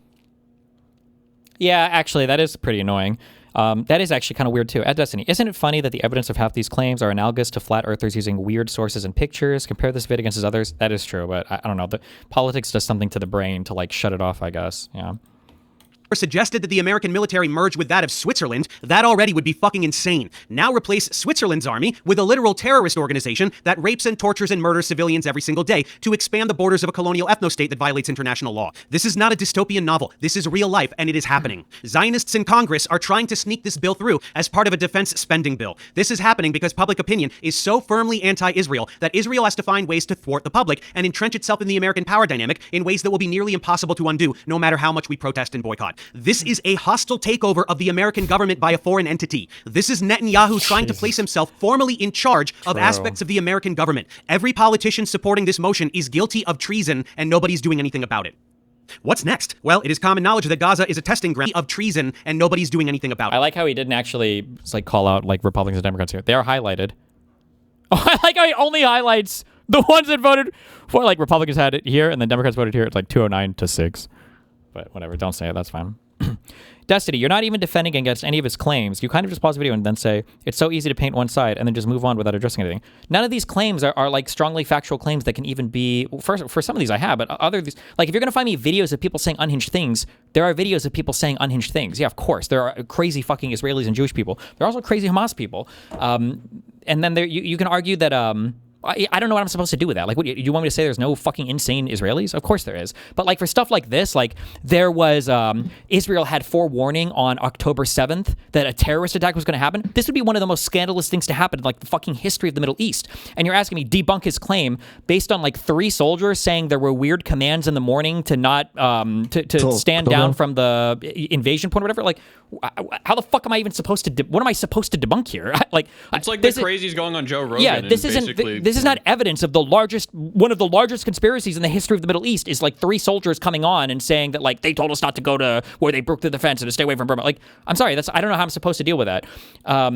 They can do these claims of like they're assassinating, you know, hundreds of journalists and whatever the fuck else. But it's like every random person in Palestine throws on like a journalist vest. Like if you want to talk about a specific incident, the problem is that the specific incidents never seem to play out exactly as they say. That flour massacre where they were baiting civilians with tons of flour just to shoot and murder them. It looked more like people were trying to climb onto the trucks and turn over the fucking convoy or whatever. Now, is it because they were starving or other horrific things? I mean, maybe, but the people still think this. They still call it the flour massacre. The idea was that the IDF like set a booby-trap fucking truck for starving Palestinians to run to, and they just shot and killed as many as they could right there for literally no fucking reason. And every single fucking incident is like this.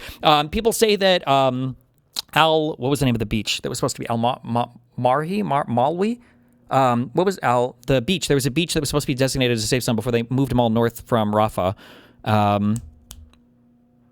Al-Mawasi, I think, that were saying that like this was a designated safe zone, and then Israel started bombing it literally for no reason anyway. And then like the footage gets released, and there's literally fucking rockets like in a truck, like right next to this fucking camp where Hamas are fighting out of. And like this happens over and over and over and over and over and over and over again. But there's like zero expectation on behavior for the other side. Why is there not, of all the fucking hundreds of miles of fucking Hamas tunnels and everything, why is there not a single fucking bomb shelter in all of fucking Gaza? Not a single fucking one. Not even one. Why? Not even one. Not a single fucking shelter. How is that even possible? And nobody even asks a question about that. Like, it's fucking retarded.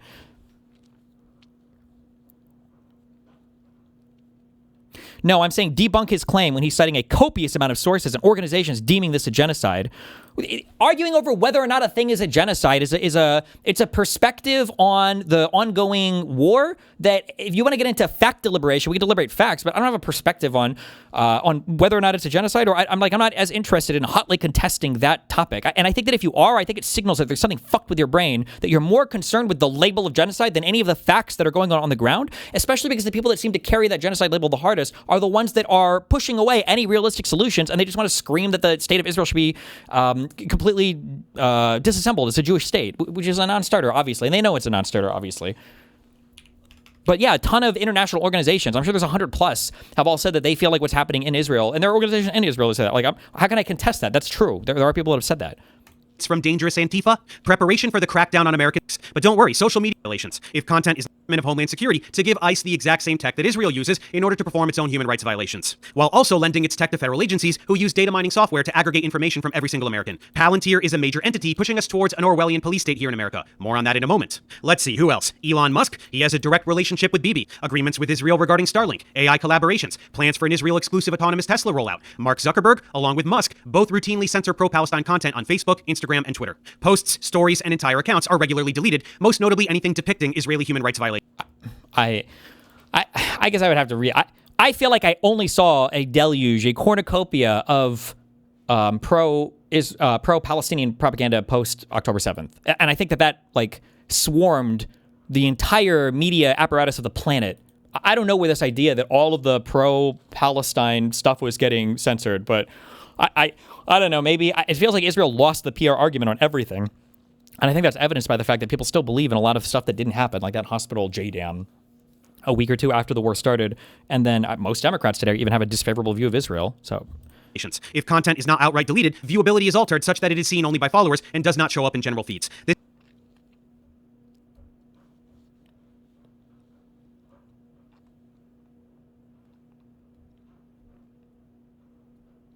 is in direct...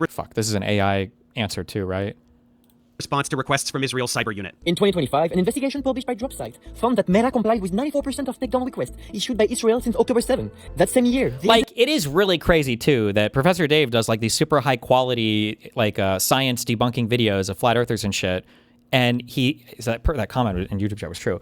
He's using as his sourcing the same type of slop shit that conspiracy theorists that he argues against would use. Like, here is a TikTok video that has the spooky music and everything in the background playing while it gives you the opinion that you're supposed to have. It's like, Jesus. Found that Meta complied with 94% of takedown requests issued by Israel since October 7. That same year, The Intercept reported that YouTube removed 700 videos published by official Palestinian human rights organizations. And we heard, frankly...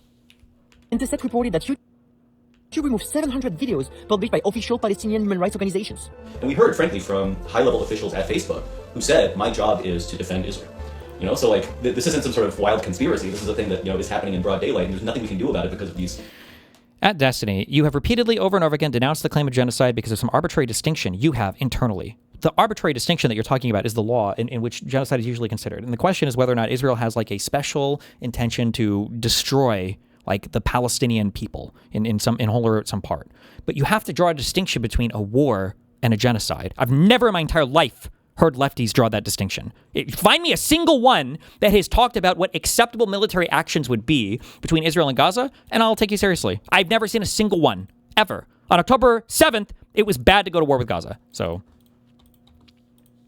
consolidation of these monopolistic companies that manage the entire global internet space. Why would tech oligarchs who fancy themselves above the law comply with requests from a foreign government? Ponder that. Then, of course, there is Zionist billionaire Larry Ellison, who purchased TikTok in January of this year. This was the platform where young people were most consistently learning about Israel's war crimes, so the Zionist lobby decided to put a stop to that. Ellison has long-standing personal and political ties with Israeli leaders. It wouldn't surprise me if the TikTok stuff has changed a lot. But it also wouldn't surprise me if it was super ultra pro pushed on the other side because China was the owner of TikTok before that. But like he even admits here that TikTok, which was probably the largest way that young people get news disseminated to them, was rampantly pro-Palestinian, like crazy pro-Palestinian. And he has personally donated tens of $millions to the IOF, as well as investing in AI data centers in Israel. I don't even need to tell you that once Ellison acquired TikTok, pro-Palestine content was censored almost completely, and prominent Palestinian journalists were abruptly banned, in a last-ditch effort to maintain a sliver of support among the younger demographics. But don't worry, social media manipulation is just the tip of the iceberg. Israeli tech firm Cognite is installing its system FalcoNet in American police SUVs. This is tech that pretends to be a cell phone tower, such that every phone in the vicinity connects automatically, and all its data is compromised. Texas, New York, Florida, and New Mexico are all currently using this tech.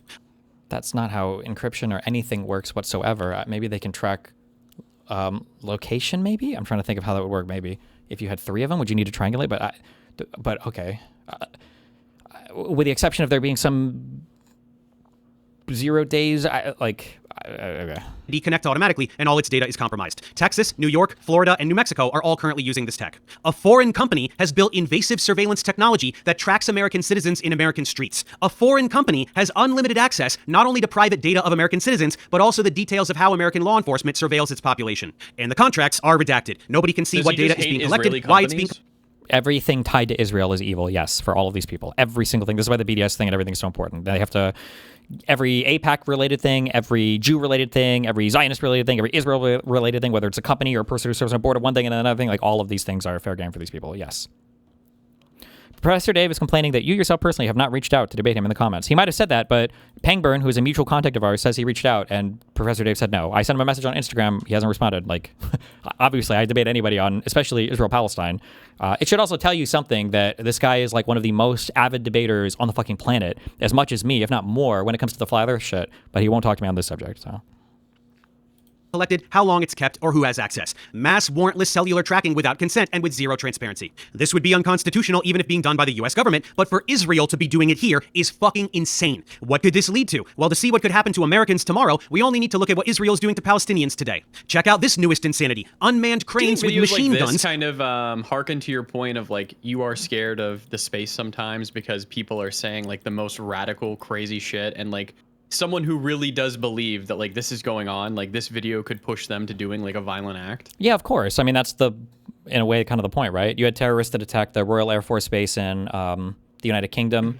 There were planes of stuff going to fucking Ukraine, but they attacked it. Yeah. By the way, that terrorist attack, Hassan literally cheered on. He watched it on his stream and he cheered on this terrorist attack. Those are a terrorist designated organization. That enough is a reason to never let Hassan into the United Kingdom forever, by the way, in my opinion.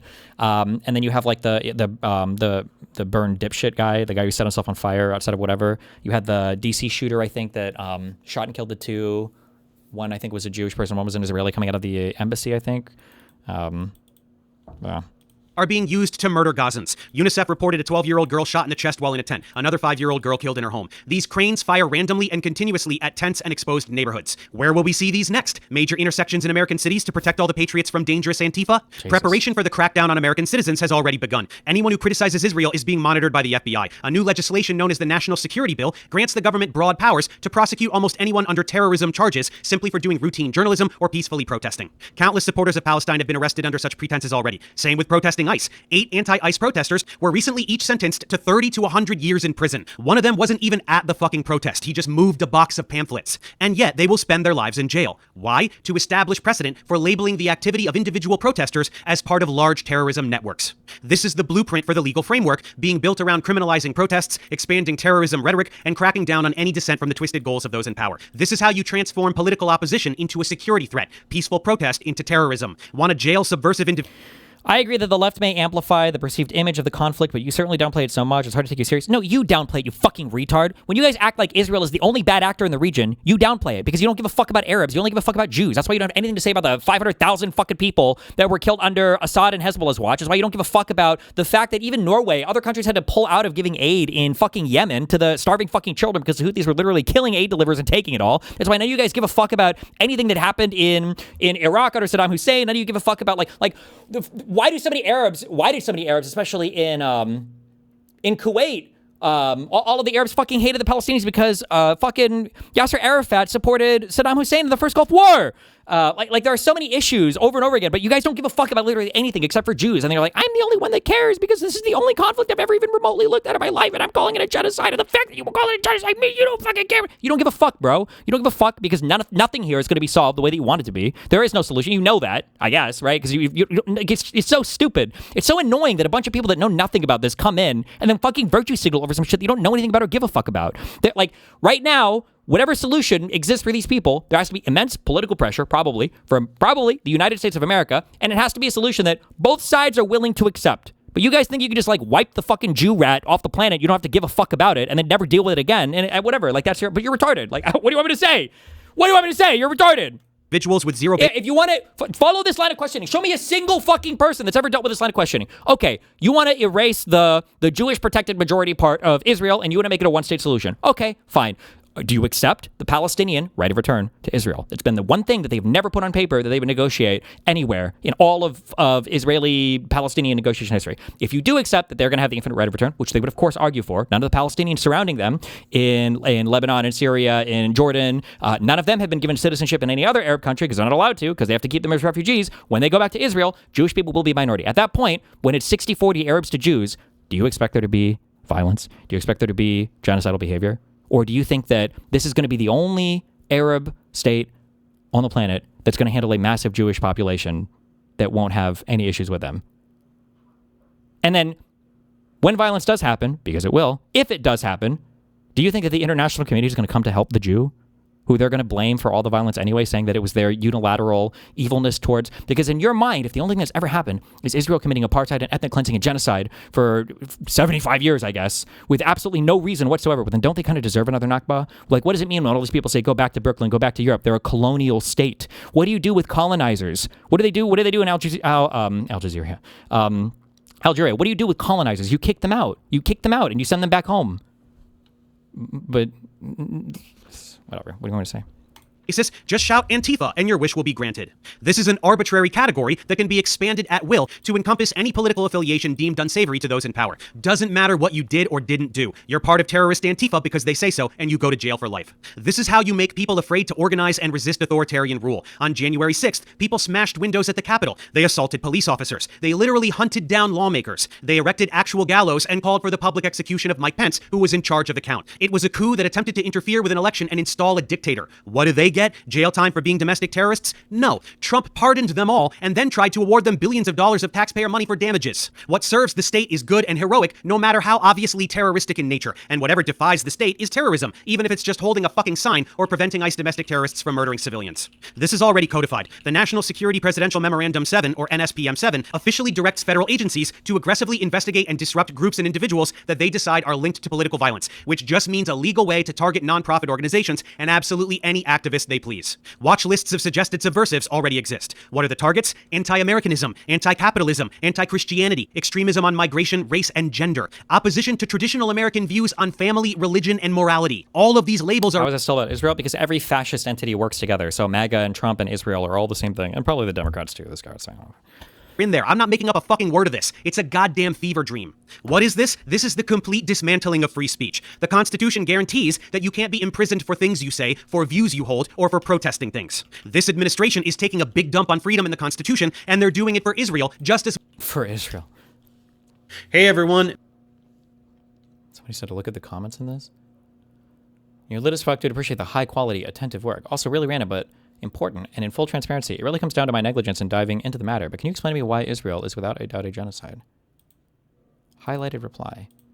Oh, was he must have been replying to somebody else? I hear streamers like Hassan and Destiny go over this topic and have differing conclusions. No idea. He did a debate with Finkelstein, and he was coached by Zionists. It was disgusting.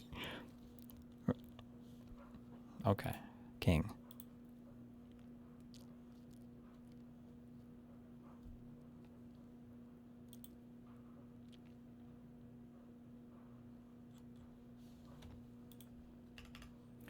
I don't do purely political content. I've simply mentioned the genocide where it comes up when debunking pseudoscience. It's given me an opportunity to say enough things about it that I feel satisfied with my contribution. Also, as smart as Destiny is, he is a gigantic blind spot and is a disgusting piece of shit when it comes to Israel-Palestine. Disregard him on that topic only. Hassan is great. Oh my god. King. As much as the rest of the oligarchy it can barely be distinguished from. Other countries are doing the same thing. A new law in Britain gives sweeping powers to executive leadership to determine terroristic threats and imprison protesters, criminalizing journalism and activism, using broad provisions to put people in jail for a decade or more. Germany is on board as well, approving a bill that makes criticism of Israel a criminal offense, punishable by 5 years in prison. Supporting a cause or quoting a source that is arbitrarily deemed a terrorist threat will be a crime, and countless people will begin going to jail for defending basic human rights. What is the justification for such draconian measures? Always, doesn't it? Yes, Israel can and would commit a terrorist attack on American soils. Maybe U.S. will not accept foreign rule. Just ask Israeli defense researcher Benny Sapti. He recently tweeted this. Maybe USA needs another Pearl Harbor or 9/11 to remember who is the enemy and who is the friend. Sounds like a threat, doesn't it? Yes, Israel can and would commit a terrorist attack on American soil, blame it on Arabs, and gaslight the world into supporting a renewed wave of violence on whomever they please, with full American economic and military support. Sounds too far-fetched? Think again. Israel has a history of this behavior. In 1967... the USS Liberty, the favorite, the go-to. Israeli aircraft and torpedo boats attacked the USS Liberty in nearby waters and killed 34 Americans. They thought it was an Egyptian warship, of course, since those usually fly American flags. This was an attempt at precisely this type of false flag operation. Jews famously known for their 120 vision, where they can see with their eyes into the fucking distance and analyze the flags of ships. Sink an American ship, blame it on Egypt, and lure America into war on their behalf. Benny knew he fucked up by saying the quiet part out loud, so he edited the tweet to seem less obvious, but it was too late. The internet never forgets. Anyone who thinks that Israel would only massacre Arabs and never white people clearly isn't paying attention. Look at what they did very recently to the European aid flotillas. Hundreds of European activists were detained, beaten, tortured, and raped. Israel did it proudly and brazenly with full knowledge that there would be no consequences for them. And if serious consequences ever did befall Israel, they can always resort to the Samson option. Rapes? Not that I'm aware of. Okay, I but know I haven't Ben dug Gvir into was that. doing crazy shit, but Well, he's not. I don't know if he was out on the boats, but there might have been. I thought not there on was the one boats. woman that accused soldiers of it was either rape or sexual violence. I would have to go and check, but I don't think any. I'm not aware of anything super credible that came out about that. This is Israel's military strategy of massive nuclear retaliation as a last resort if the country is facing imminent destruction and existential collapse. Basically, if Israeli officials think everything has gone irreparably south for them and they are about to be destroyed by literally anyone, they will just nuke everybody. Israel refuses to confirm or deny having nukes, and they refuse to sign the Nuclear Non-Proliferation Treaty, which means they aren't obligated to be inspected for nukes, which means they absolutely have nukes. Meanwhile, over here in America, every effort is being enacted to ensure that nothing can slow Israel down in its quest to destroy everything. Anything deemed a threat to unchecked belligerence and imperialism must be eliminated. The International Criminal Court regularly calls out the war crimes of both Israel and the United States. So Trump and Bibi, along with thirsty Marco Rubio, are trying to dismantle the ICC entirely. The ICC makes light of American war crimes in Afghanistan, the Caribbean, Venezuela, and of course literally everything Israel does, so they are deemed a radical threat to democracy. Here's Marco whining about American sovereignty just because someone dares push back on Western barbarism and crimes against humanity. Basic accountability is tyranny to the gaslighters who don't want to stop bombing and murdering and seizing land. Marco and Bibi do look cute together though, don't they? And of course, any country reliant on US assistance that does not go along with the campaign to destroy the ICC will feel the blowback. This is just a continuation of the trend of this administration dismantling along with the campaign. I would pay a lot of money. No, I wouldn't. But I would be interested to see what are the prompts that he's asking the AI for all of these. Because these are all AI answers, right? There's nothing wrong with AI answers and using AI to do research, but I am very curious how he prompts this. To destroy the ICC will feel the blowback. This is just a continuation of the trend of this administration dismantling absolutely any institution which serves the global citizenry at the behest of a twisted oligarchy. Want to pollute more? Destroy the EPA. Want to poison more? Destroy the FDA. Want to do more war crimes? Destroy the ICC. It's a trend, and it's one I've been highlighting in my content for a while now. None of this is normal. This is not business as usual. This current administration is the beginning of the fascist takeover. It is happening now. They are trying to eradicate democracy. Whoever doesn't see that is blind. Anyone crying about TDS can fuck themselves. This is the moment where we either fight all of this while we still have an outside chance, or we submit to tyranny and accept fascist authoritarian rule. There is not an ounce of hyperbole in anything I've said. The infrastructure for the authoritarian police state is being built and implemented right now. Today. People can sense the changes being implemented by Project 2025 personnel. Public opinion regarding Israel has shifted irreparably even among conservatives. The oligarch clamp surveillance require to ruin victims of Israeli terrorists. Their Zionism is the ideology behind it. An ideology of Jewish supremacy, ethnic cleansing, genocide, deception, and self-victimization.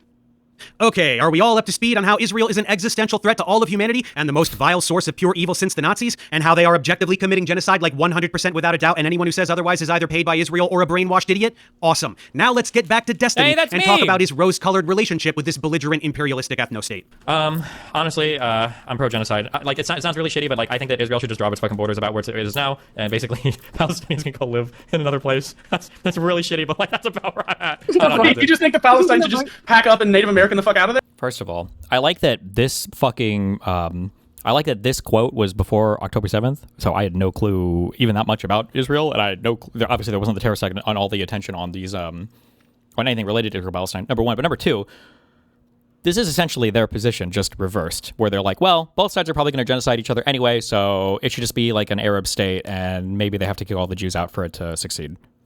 Like, it is the opposite position.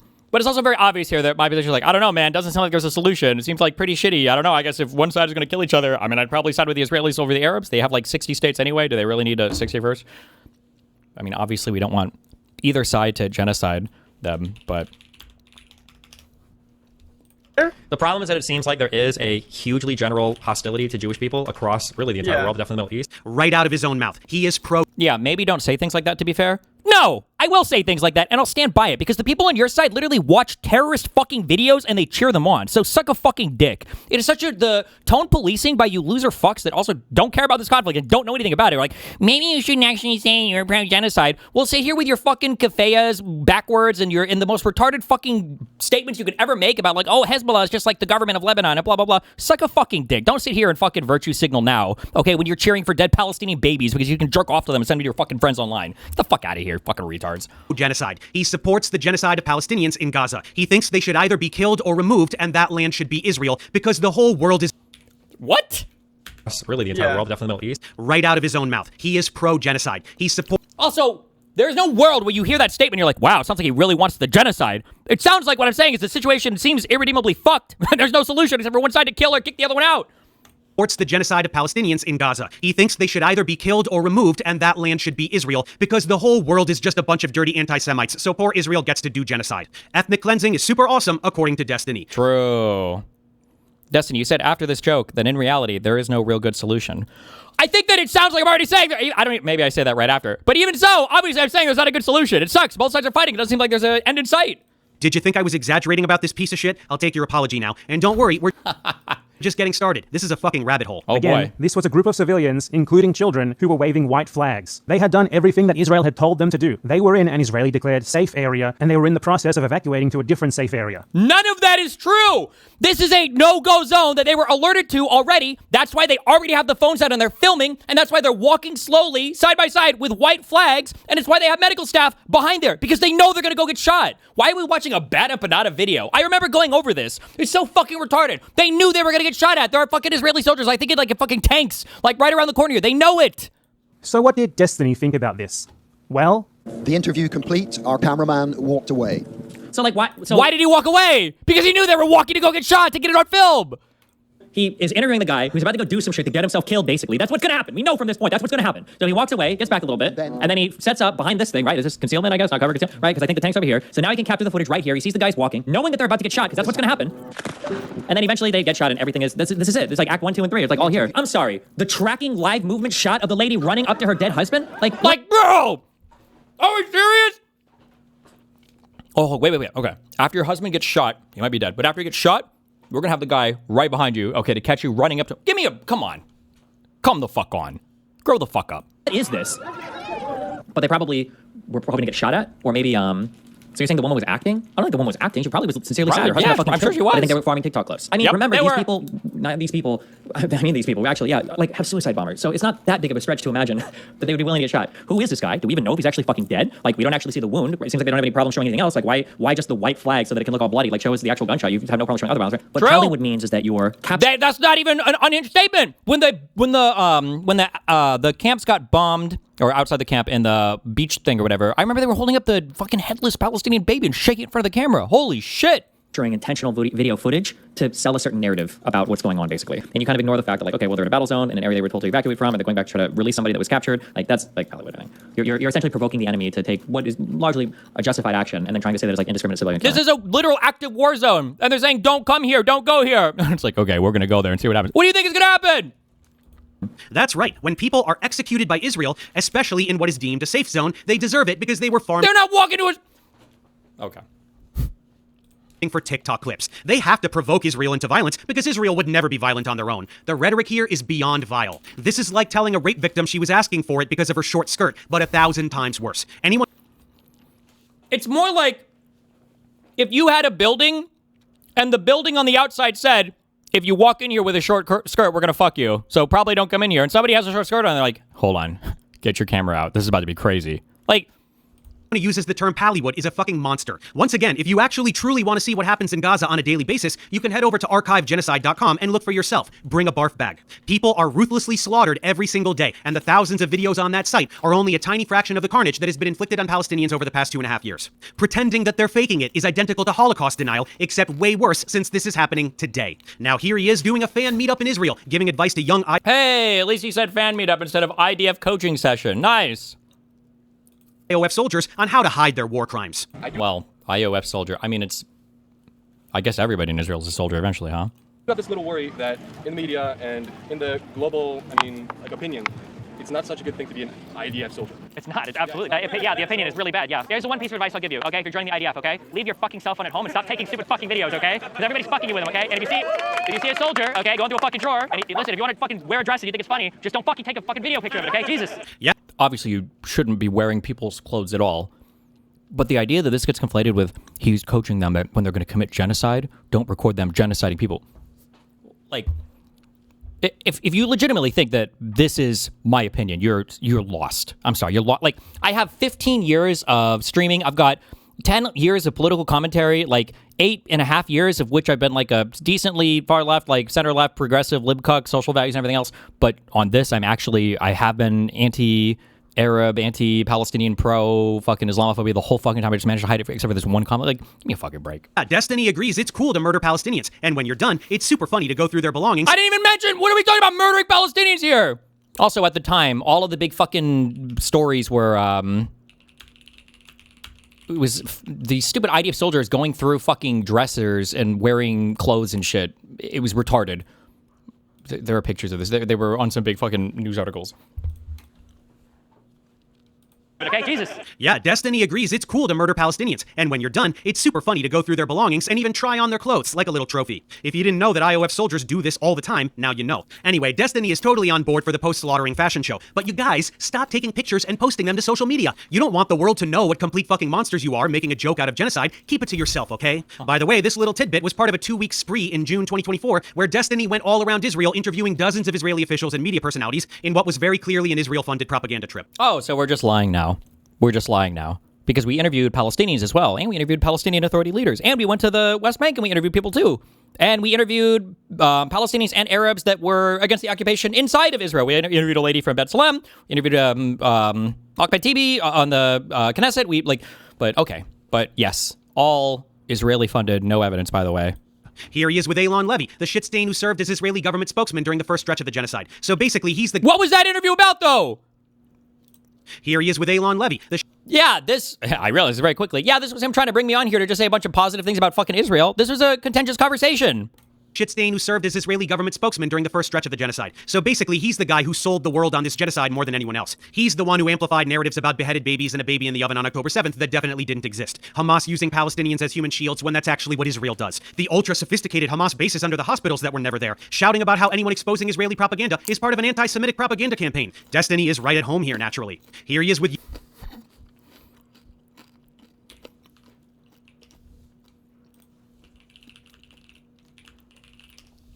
Is that still up? We're not watching this whole thing. Like, there will be these big... Fuck, I don't even know what... I don't remember any of the specific things we even spoke about.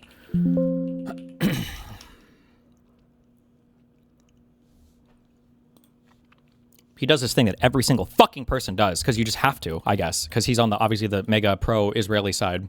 And anytime I'm talking about, like, yeah, the Palestinian people are kind of fucked up when they do this shit.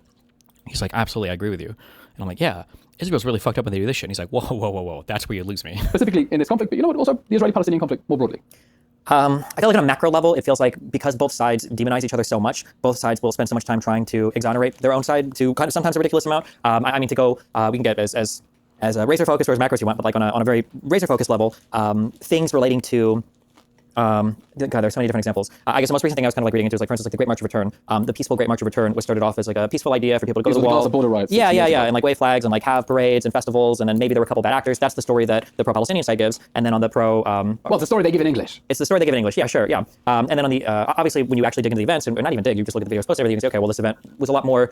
I mean, even the idea, the concept of the Great March of Return, when you ask people what that means, a lot of people don't even know what that means. And the idea was, marching through the border wall and going back to, where your original villages were. And the hope was that other Palestinians from other refugee camps would join. And to call that event peaceful is a stretch, I think, even in the intention, let alone the fact that Hamas was active in the early days. Well, you had Hamas's leaders standing among the crowds telling them you need to rip their hearts out of their chests, and they published maps pointing them how to get to the border communities. I mean, Israel was warning at the time. Sure, yeah. But the reason that it had to use gunfire against people storming the border, right, was because of a potential massacre that could be the sort of thing we found out on October 7th. For sure. Yeah, but then, I mean, also, I'm sympathetic towards the Israeli side because the narrative on the Palestinian side is so much more popular online. But then I also noticed it true for like the Israeli side as well, that there seems to be issues with, and it's annoying because I go to bat sometimes probably for more the pro-Zionist side than the anti-Zionist side just because we argue with online. But, every time a situation comes up, if you're going to be a contrarian nowadays, being a contrarian means taking the Israeli side. Yeah, I guess technically, yeah. But it'll be like, okay, well, this event just happened, a bunch of people died, we'll do an internal investigation. And then sometimes I feel like I never hear the results of that. Or if you look back and you see like, oh, okay, well, XYZ happened or some amount of Palestinians were killed. And I think man, I would love counterexamples, but when I dig back, I feel like no IDF soldier, no Israeli person has ever been held in prison for like more than, I think, 36 months for like... I think it's like 8 months actually, when I dug even more to that. An actual bad event where they were convicted of, manslaughter or murder or killing of, I don't know if they're called murder or whatever, but killing people in the West Bank or Palestinians. So yeah, I feel like both sides have issues with being honest about what they're doing, but the Hamas side, the Palestinian side, is definitely way more successful in marketing their untruths in the international media, I think. So specifically on that micro level, there have been so many examples. The fake Israeli airstrike on the Al-Ahli hospital when it was a piece of shrapnel. You can watch this whole interview. It's online. Like, it's generally, every time I try to cite examples, especially when I was in Israel, I always try to give an example on each side because everybody wants to use you to launder their own opinion or whatever. But the whole thing is, it's still online. Opposing Israeli propaganda is part of an anti-Semitic propaganda campaign. Destiny is right at home here, naturally. Here he is with Yishai Fleischer, an Israeli settler in the West Bank where Palestinians are brutally terrorized every single day as illegal settlements continue to... I think every video posted with him was quite contentious. This guy is like the ultra-Zionist spokesperson. This guy is like, I am here to talk about how Jews literally need to have the entire West Bank. Actually, he wouldn't say West Bank. He would say the historic lands of Judea and Samaria all belong to the Jews. With Yishai Fleischer, an Israeli settler in the West Bank where Palestinians are brutally terrorized every single day as illegal settlements continue to expand against international law, and a Kahanist who served as a political advisor to Ben-Gvir. Here he is with Benny Morris, an Israeli historian who tried to whitewash the 1948 Nakba. Jesus. Most of the great information that even other scholars have about the Nakba has come from Benny Morris's books. But, okay. Which is the true beginning of this campaign of ethnic cleansing and dispossession of Palestinians. He also did a 2-on-2 debate with Benny against Norman Finkelstein and Muin Rabbani on Lex Fridman, where he spewed a bunch of Zionist bullshit and got humiliated by Finkelstein, which is well worth a watch. Everybody says this, knowing that nobody will watch the debate. And I've asked this, like, over and over and over again. What is an example of something I was incorrect about in this debate? Never a single example. They just say it's epic that Finkel Dick was screaming at me the entire fucking time. Here's the Yishai interview. Oh, the one that we did on the fucking Watchtower? What the fudge are you saying? What the fudge are you saying? We have a state of war to these people. They literally teach jihadism every single day, and you're telling me it's peace. Literally, you turn on PATV, they're telling you to kill Israel, to kill Jewish people. You're officially in the so-called West Bank. You're officially in the so-called settlements. We just call them towns. This is actually a very beautiful town. I want to try to watch this. 5 minutes? And so I'm elected official here, and in the town of Hebron, where we're going today, I'm the spokesman. So I work in 2 different hats, all in the area that was called for the last over 3,000 years, the area of Judea, in the tribe of Judah, and even we have documents from 2,500 years ago in the Persian period. They called it Yehud Medinta, which means the Jewish state is here. Like, we are actually an ethnic minority in this region, and we just have this small, tiny piece of land within the broader Middle East. Broader Middle East has 450 million Arabs, and we are a protectorate, a small Jewish enclave, a tribal land, if you will, that tries to hold on to this piece of land and defend it for our peoplehood. So I don't think of it. You're not going to hear me talk a lot about Israeli democracy and equality for everybody. I don't think that way. My thinking process is that we're an ethnic minority in this region. We have a piece of tribal land, and we have to defend it, just like any tribal area, just like the Kurds in northern Iraq, Kurdistan, or just like, I don't know, the Indians on an American reservation, or any ethnic group of people that wants to keep their place safe from incursion.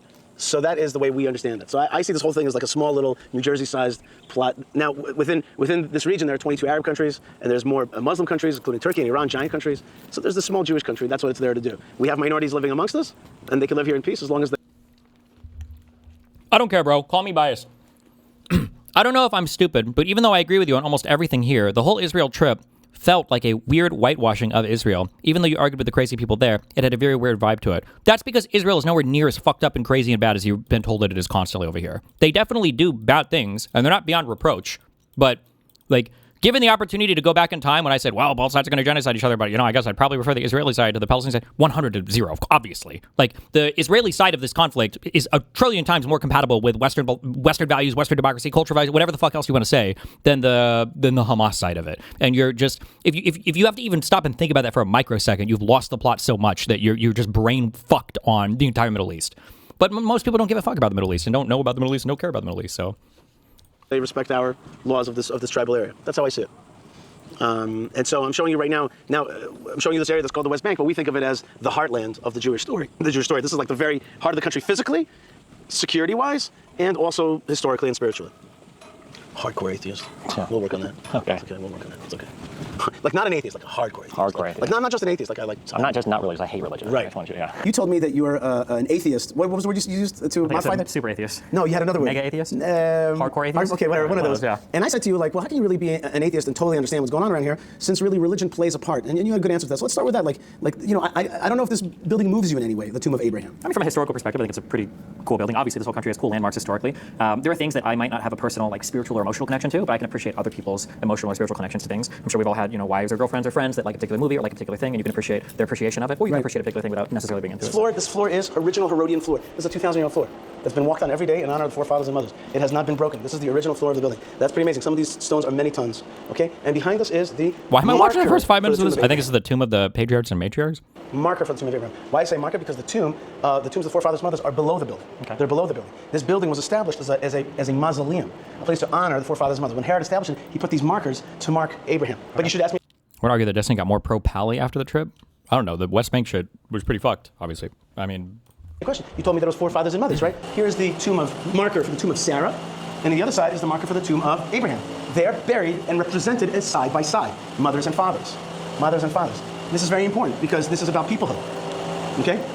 Is there like a special ceremony or something for going in and cleaning, or does nobody? Well, that's a whole complex thing because the cleaning is controlled actually by the Muslim Waqf, and they don't do such a great job of cleaning it. But they control the inner rooms, and we control these rooms. And then 10 days a year, they get full control of the site. 10 days a year, we get full control of the site. And so there's a kind of deal that's been worked out. Over here is the doors that lead to the tomb of Isaac and Rebecca, which are on the other side, on the Muslim side. Okay. I don't know why ads wanted me to watch the 5-minute tour of the tomb here, but. Okay. Thank you, ads. Those are the markers. The markers. Thank all you, the ads. tombs are underneath All the the building. markers, Okay. But this room is very meaningful to people because it's Abraham and Sarah. So when you bring here Christians in the world, Abraham, the story of Abraham. Oh, this is a shrine. Yeah, walk through the shrine, walk through this building, walked up and down these steps. Okay. Finkelstein and Moot Rabbani on Lex Fridman, where he spewed a bunch of Zionist bullshit and got humiliated by Finkelstein, which is well worth a watch. Then here he is with Yair Golan, former Israeli politician, Naz Daly, a content creator who whitewashes the occupation, Yossi Beilin, former Minister of Religious Services. Wait, sorry, hold on. Fridman, where he spewed a bunch of Zionist bullshit and got humiliated by Finkelstein, which is well worth a watch. Then here he is with Yair Golan, former Israeli politician, Naz Daly. Yair Golan, I think, was representing this is a left-leaning leader of a center-left or left party or whatever. Naz Daly makes content. I don't know if it's all pro-Israeli or not. It might be. It wouldn't surprise me because the Elon guy wanted to come to this party. This is where we went to. And then we watched he was doing videos recently. It wouldn't surprise me if a lot of his stuff was pro-Israeli now. I don't know. Content creator who whitewashes the occupation, Yossi Beilin, former Minister of Religious Services. Yossi Beilin was it's been so long since I've done Israel-Palestine. He tried to put together a super comprehensive peace plan after the Oslo Accords failed. Was he one of the architects of Oslo 1 for Yossi Beilin? It's been too long, fuck. I think he was part of Oslo 1, I think. Yes, yeah. Led to the adoption of 93 Oslo Accords. I don't know why you would just describe him as a prior religious minister. That's really weird. Well, it's not weird. It's because this guy has no idea who this guy is at all, and you just probably looked up a random thing about him, but that's why we interviewed him. Former Israeli politician. Naz Daly, a content creator who whitewashes the occupation. Yossi Beilin, former Minister of Religious Services of Israel. Ofer Shelah, journalist and politician. Ofer Shelah. I think that guy was Shin Bet. Is the internal security might have been? And Shel Pfeffer, journalist and genocide denier. That's a British journalist guy. Haddad, genocide propagandist. Okay, that's who they got. Real. Ofer Shelah, journalist and politician. And Shel Pfeffer, journalist and genocide denier. This guy, though, is a unashamed. You can always find a nicer name for your token figures. This guy, now, of all the people that he's shown, this guy right here is like an Arab who is unashamedly, massively pro-Israeli, pro-Zionist. He is like the guy that I think Israel would bring out to like do Uncle Tom type. Well, that's mean, but he's like, this is our guy to show how Arabs really want Israel to occupy everything. 100%, 1,000,000%, yeah. Haddad, genocide propagandist. That's not even the full lineup. He has long playlists with way more content, which beyond interviews includes palling around with IOF terrorists and even reenacting the stealing of a Palestinian's home. With way more content, which beyond interviews includes palling around with. So this palling around here was us getting kicked out of the West Bank by a crazy settler dude, and then the IDF showed up to check our IDs, and then we got kicked out. I don't know how we're palling around here, but okay. IOF terrorists, and even reenacting the stealing of a Palestinian's home. We weren't reenacting the stealing of a Palestinian's home. I think this man's son or father lived in a house, and then I believe he's an Arab Palestinian, and then we went through the weird, I took a ton of pictures of this. Fuck, it's been a long time since what was the story for this? There was like I think it was a Palestinian guy who lived in a house and like the Israeli people, or maybe it might have been the Israeli owner of the home or whatever, would come and like dump a ton of trash in his fucking front yard. It was a pretty fucked up story. But this is like a pro-Palestinian story. So I don't know where he's getting like reenact taking over the house or something. Like all this trash and shit was, I think, supposedly dumped by Israeli neighbors until this guy would leave his home. But okay. We won't dive into all that content today, but that's his little Hasbara field trip. Destiny was recruited by Israel to publish content to brainwash American liberals into... This is just straight libel slander, no? I mean, I would say, yeah, 100%. denying genocide. Want more? Here he is mocking the death of Palestinian poet Rifat al-Arir, who was targeted and murdered in an Israeli airstrike. Want more? Here he is mocking the death...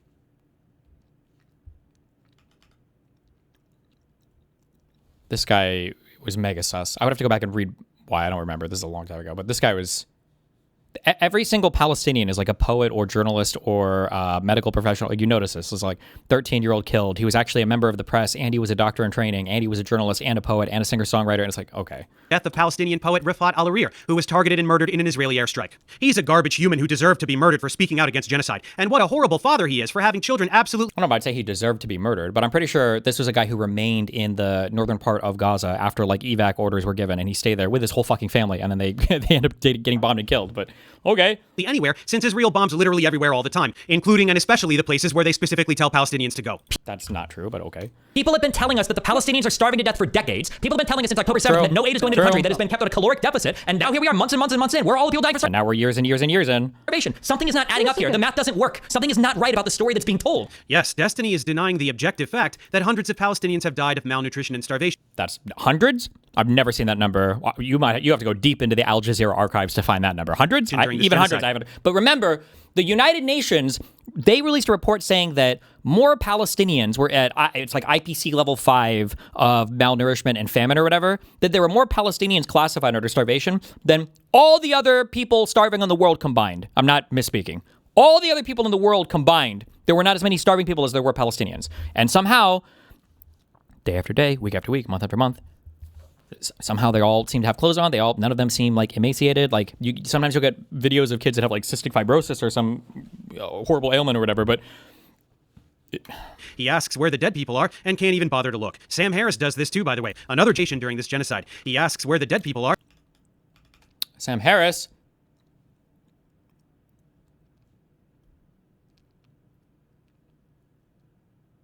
Fuck. I don't know how hard it would be to find. I am curious, like, for these pictures, if they even, there's so much dumb shit about this, but I don't know. We were told for years that there were starving people, and for some reason, like, it just never, all the deaths or whatever didn't happen. Like, meanwhile, in other countries that have like these massive famines, there are tons of people that die. I want to say in Yemen it was like 60,000 children died of starvation.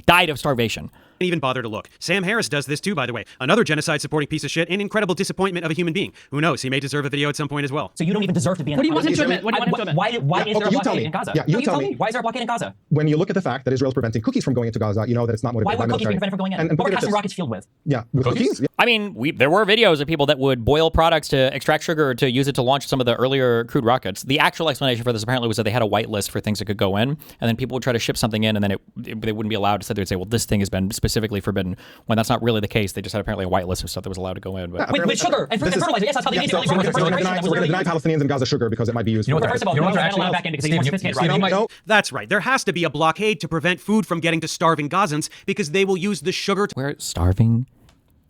It's just like, it's the weirdest starvation of all time, where the population has been continuing to grow. You're not having people dying of malnourishment. You have like an obesity rate that's higher than like every other Arab country on the planet. You have like, not to say that it's good, not to say that it's acceptable, but like when you lie about every single fucking thing that you talk about for this region, it just makes, I don't know how to even fucking engage. To make rockets. That just came out of his dumb fuck face. Starving 2 million people to death is cool. These are the... Because we can't have tiny dinky little rockets damaging a bus stop while Israel continues to carpet bomb Gaza on a regular basis. Fuck me, what an asshole. Genocide is a special crime that has two elements. One of the elements requires some kind of like, destruction of a people or taking away of their children or sterilization, something like that. An obvious thing. But the second part is a highly specialized intent to destroy a group of people in whole or in part. And that highly specialized intent is what makes genocide so unique. And there are so many things related to genocide that don't apply to modern military conflict that you should take note of, because when you start to apply genocide in the way it's being applied to Israel, it basically would be applied to every single conflict. No, it wouldn't, you delusional asshat. Israel's Israel's genocide is not a military conflict. Palestinians don't have a military. They're a prisoner population being indiscriminately slaughtered. What is Hamas? So who did October 7th?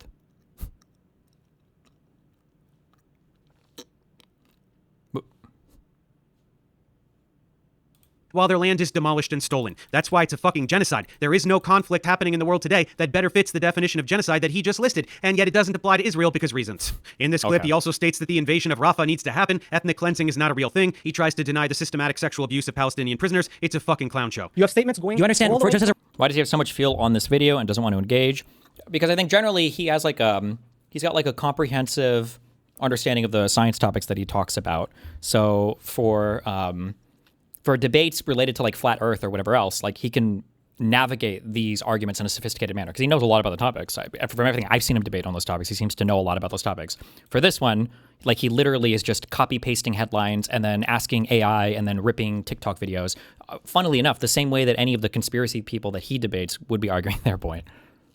Real quick thing. You understand that transfer is not the same thing as ethnic cleansing, right? You understand that Benny Morris has said that it's ethnic cleansing and that that's a euphemism. Hold on, no. That's right. If Israel was to forcibly transfer all Palestinians out of their territories to keep the land for themselves, effectively cleansing the land of the indigenous ethnic group, that wouldn't be ethnic cleansing. How silly. My BFF Benny Morris told me so. Like I think a broad general problem with Arabs in the Middle East is they genuinely believe like Jewish conspiracies are like the underpinning of their entire understanding of the world. The Jews control all of the West, all the banks, all the countries, and that's a thing that a lot of believe. I don't know how relevant that is to their day-to-day life or how much it matters, but yeah, it's probably a problem. This is a fucking insane thing to say out loud. Arabs in the Middle East have been dealing with Western imperialist aggression for their entire lives. Palestinians watched Zionist militias invade in the 1940s and murder entire bloodlines while stealing entire villages. They watched their land being usurped and given to settlers while... The bullshit map. The map! Not the map!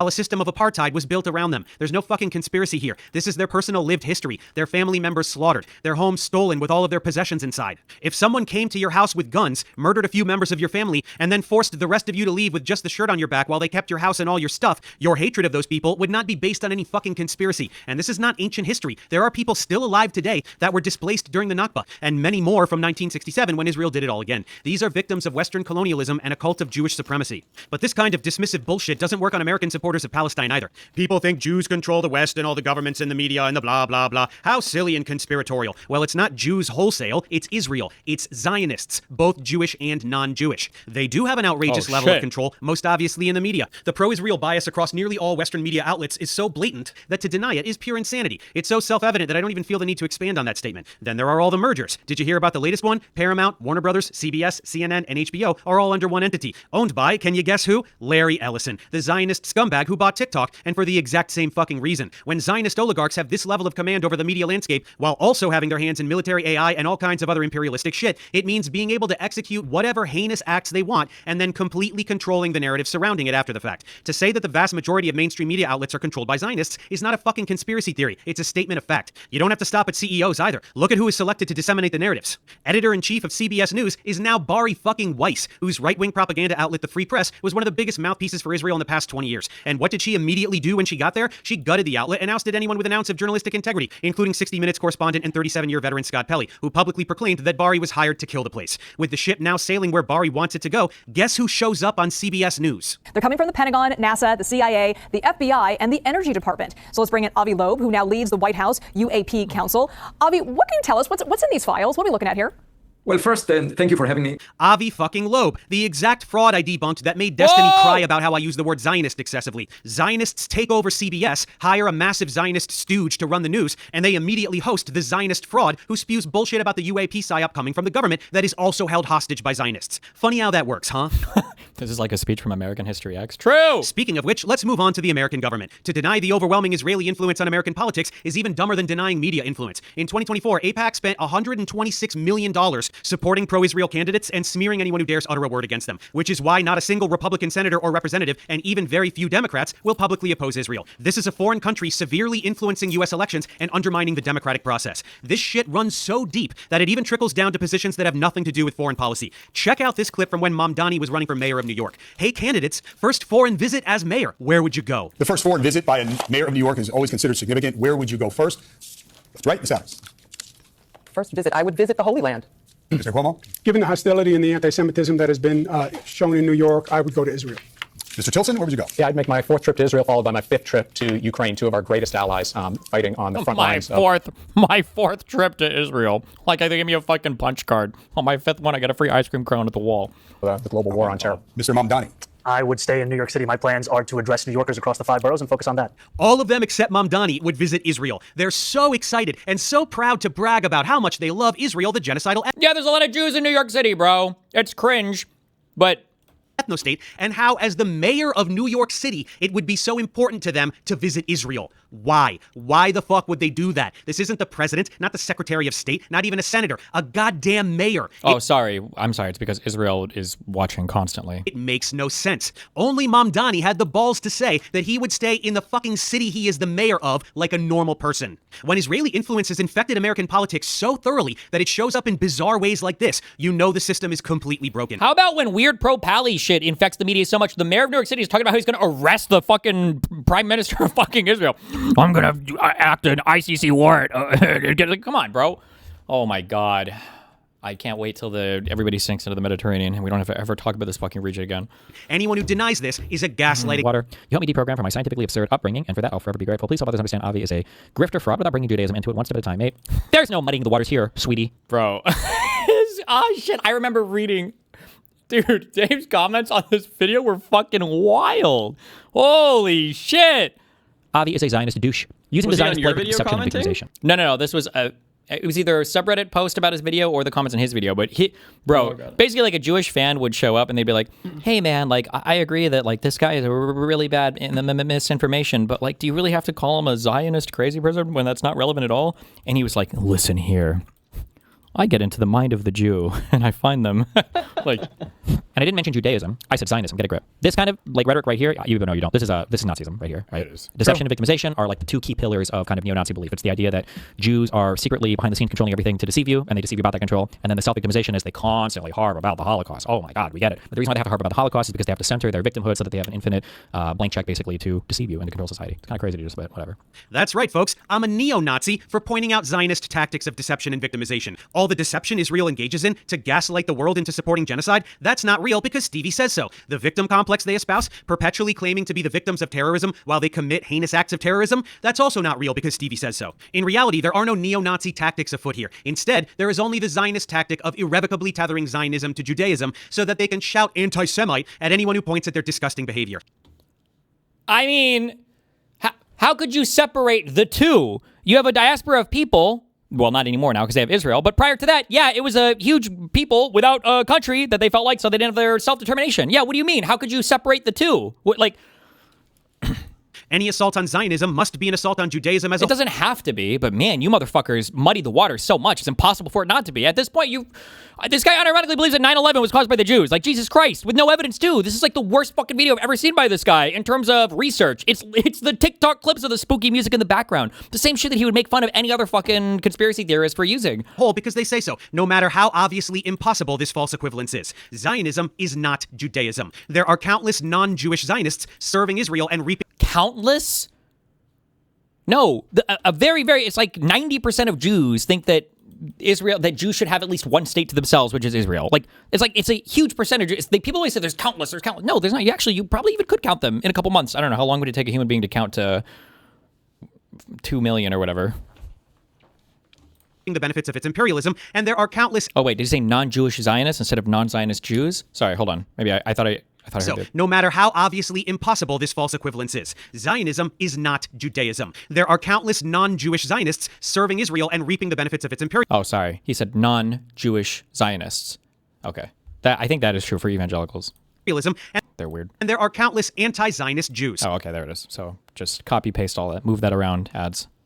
Not that many in Israel, of course. We're talking about Jews around the world. But there are even some in Israel. Just 7% of Jewish Americans identify as Zionists. How is that phrased? What?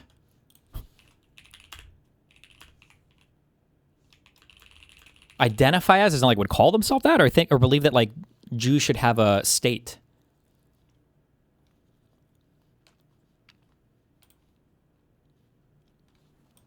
Oh my God. The AI answer, I can click this, is this was a survey published in early of 2026 by the Jewish Federation of North America. it revealed, okay, so this is the survey label breakdown. 37% identified as Zionist, 8% identified as non-Zionist, 7% identified as anti-Zionist, and 48% chose none of those labels. But okay, good one, Chief. Anti-Zionist Jews. Not that many in Israel, of course. We're talking about Jews around the world. But there are even some in Israel. There are even anti-Zionist, ultra-Orthodox Jews in Israel. Want to see what happens to them?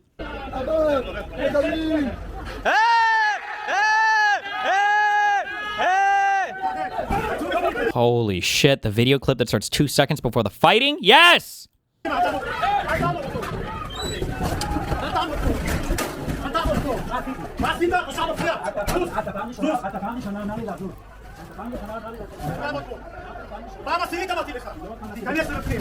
Serves those anti-Semites right, don't you think? No, I wasn't talking about the police officers beating up Orthodox Jews. That's not anti-Semitic, you silly goose. I'm talking about the Orthodox... What does it have to do with The cringe thing, too, is they really want to hold on to, like, the insult of anti-Semitism to use against, like, white nationalists, so that, or Jews, I guess, sometimes when they can.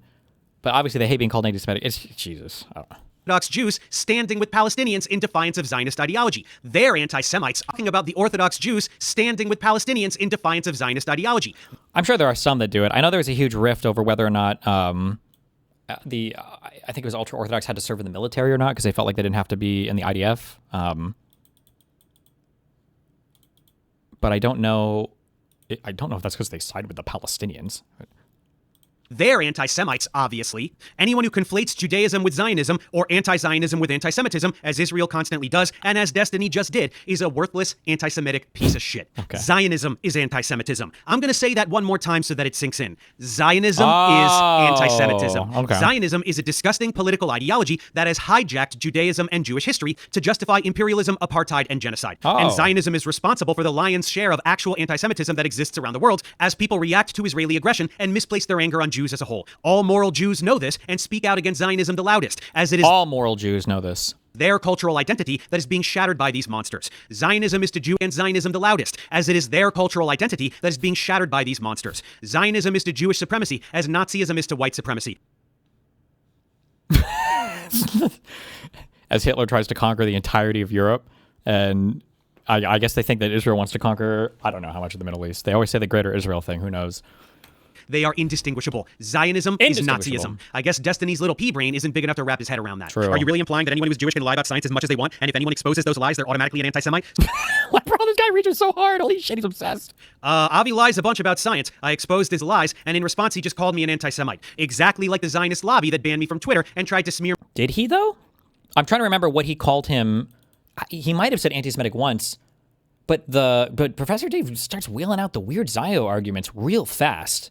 So if he did anything similar to that the first time, it wouldn't. I felt the anti-Semitism from Dave. He hates him. You know he fucking hates him.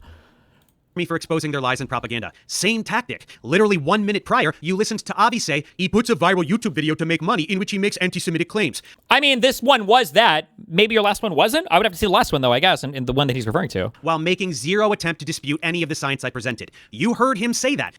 I mean, the guy believes in aliens. Yeah, he's not going to be able to dispute the science. Yeah, no shit.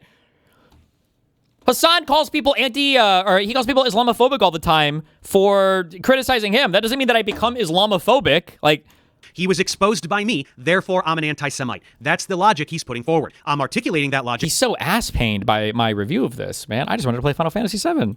Clearly, and you burst into laughter like I'm pulling something out of my ass? Really? Furthermore, what's funniest about this triangle is that you and all your piece of shit Zionist cronies are not Semites. Ashkenazi and Sephardic Jews like you and...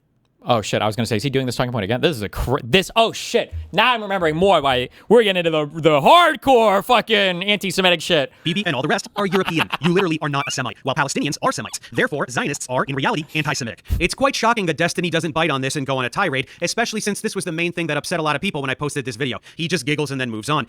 Because it's such an insanely crazy talking point. There's some alternative science-y people try to make this like weird argument that the Ashkenazi people were all bred in with so many Europeans that they can't trace any of their lineage back whatsoever to the historic lands of Israel, and that what is it? It was so long ago whenever it was like the Canaanites actually from them descended, like the Jews that became the Palestinians, and so all of the Palestinians there, every single one actually, which by the way, that's not even true because during the third Aliyah and onwards, there were Arabs that were also migrating into that region because they wanted to counter all the Jewish people coming in, to pretend that like the people that were just there had been there for hundreds of generations. This is fucking, my God, kill me, bro. But for the record, this is accurate. Ashkenazi Jews like Bibi are way more European than Middle Eastern. That's why with services like 23andMe or Ancestry.com, Ashkenazi Jew is literally listed under European. I follow Reggie Watts on Instagram.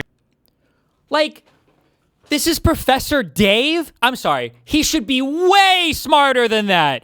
That's an insane fucking, that's like almost race realism's levels of fucking shit understanding of like DNA.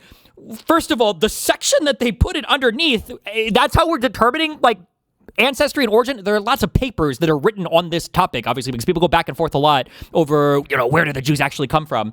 The only thing when you do these, is it genome-wide association panels, GWAS or whatever, to try to figure out like people where they originated from, you're just matching DNA to where like other clusters of DNA come from, but not where they like ultimately come from. I don't know how far back they go for 23andMe. Tirade, especially since this was the main thing that upset a lot of people when I posted this video. He just giggles and then moves on. But for the record, this is accurate. Ashkenazi Jews like Bibi are way more European than Middle Eastern. That's why with services like 23andMe or Ancestry.com, Ashkenazi Jew is literally listed under European. I follow... Okay.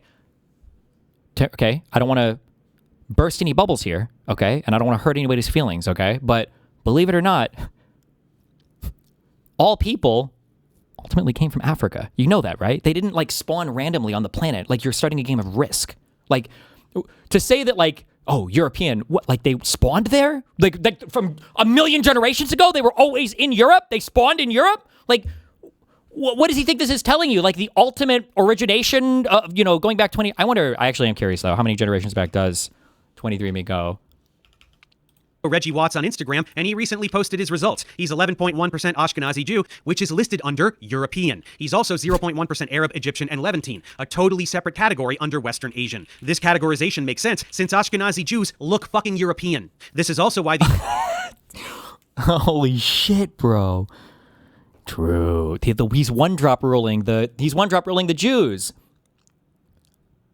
23andMe's autosomal DNA test generally goes back 6 to 8 generations, roughly 150 to 200 years, or up to 300 to 500 years in specific ideal scenarios.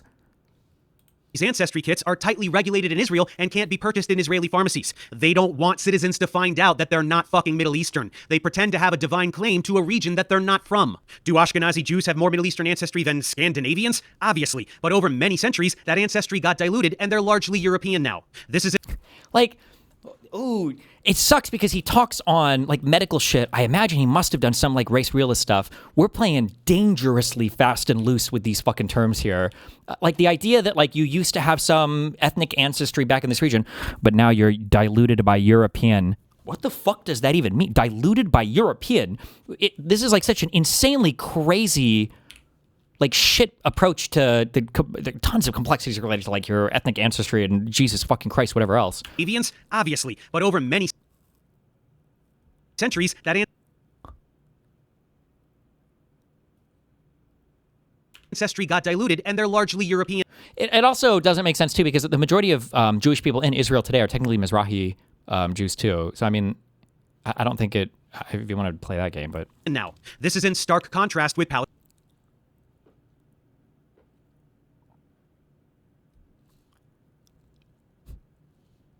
I wonder what he's pulling this from. The wiki or this Medium article?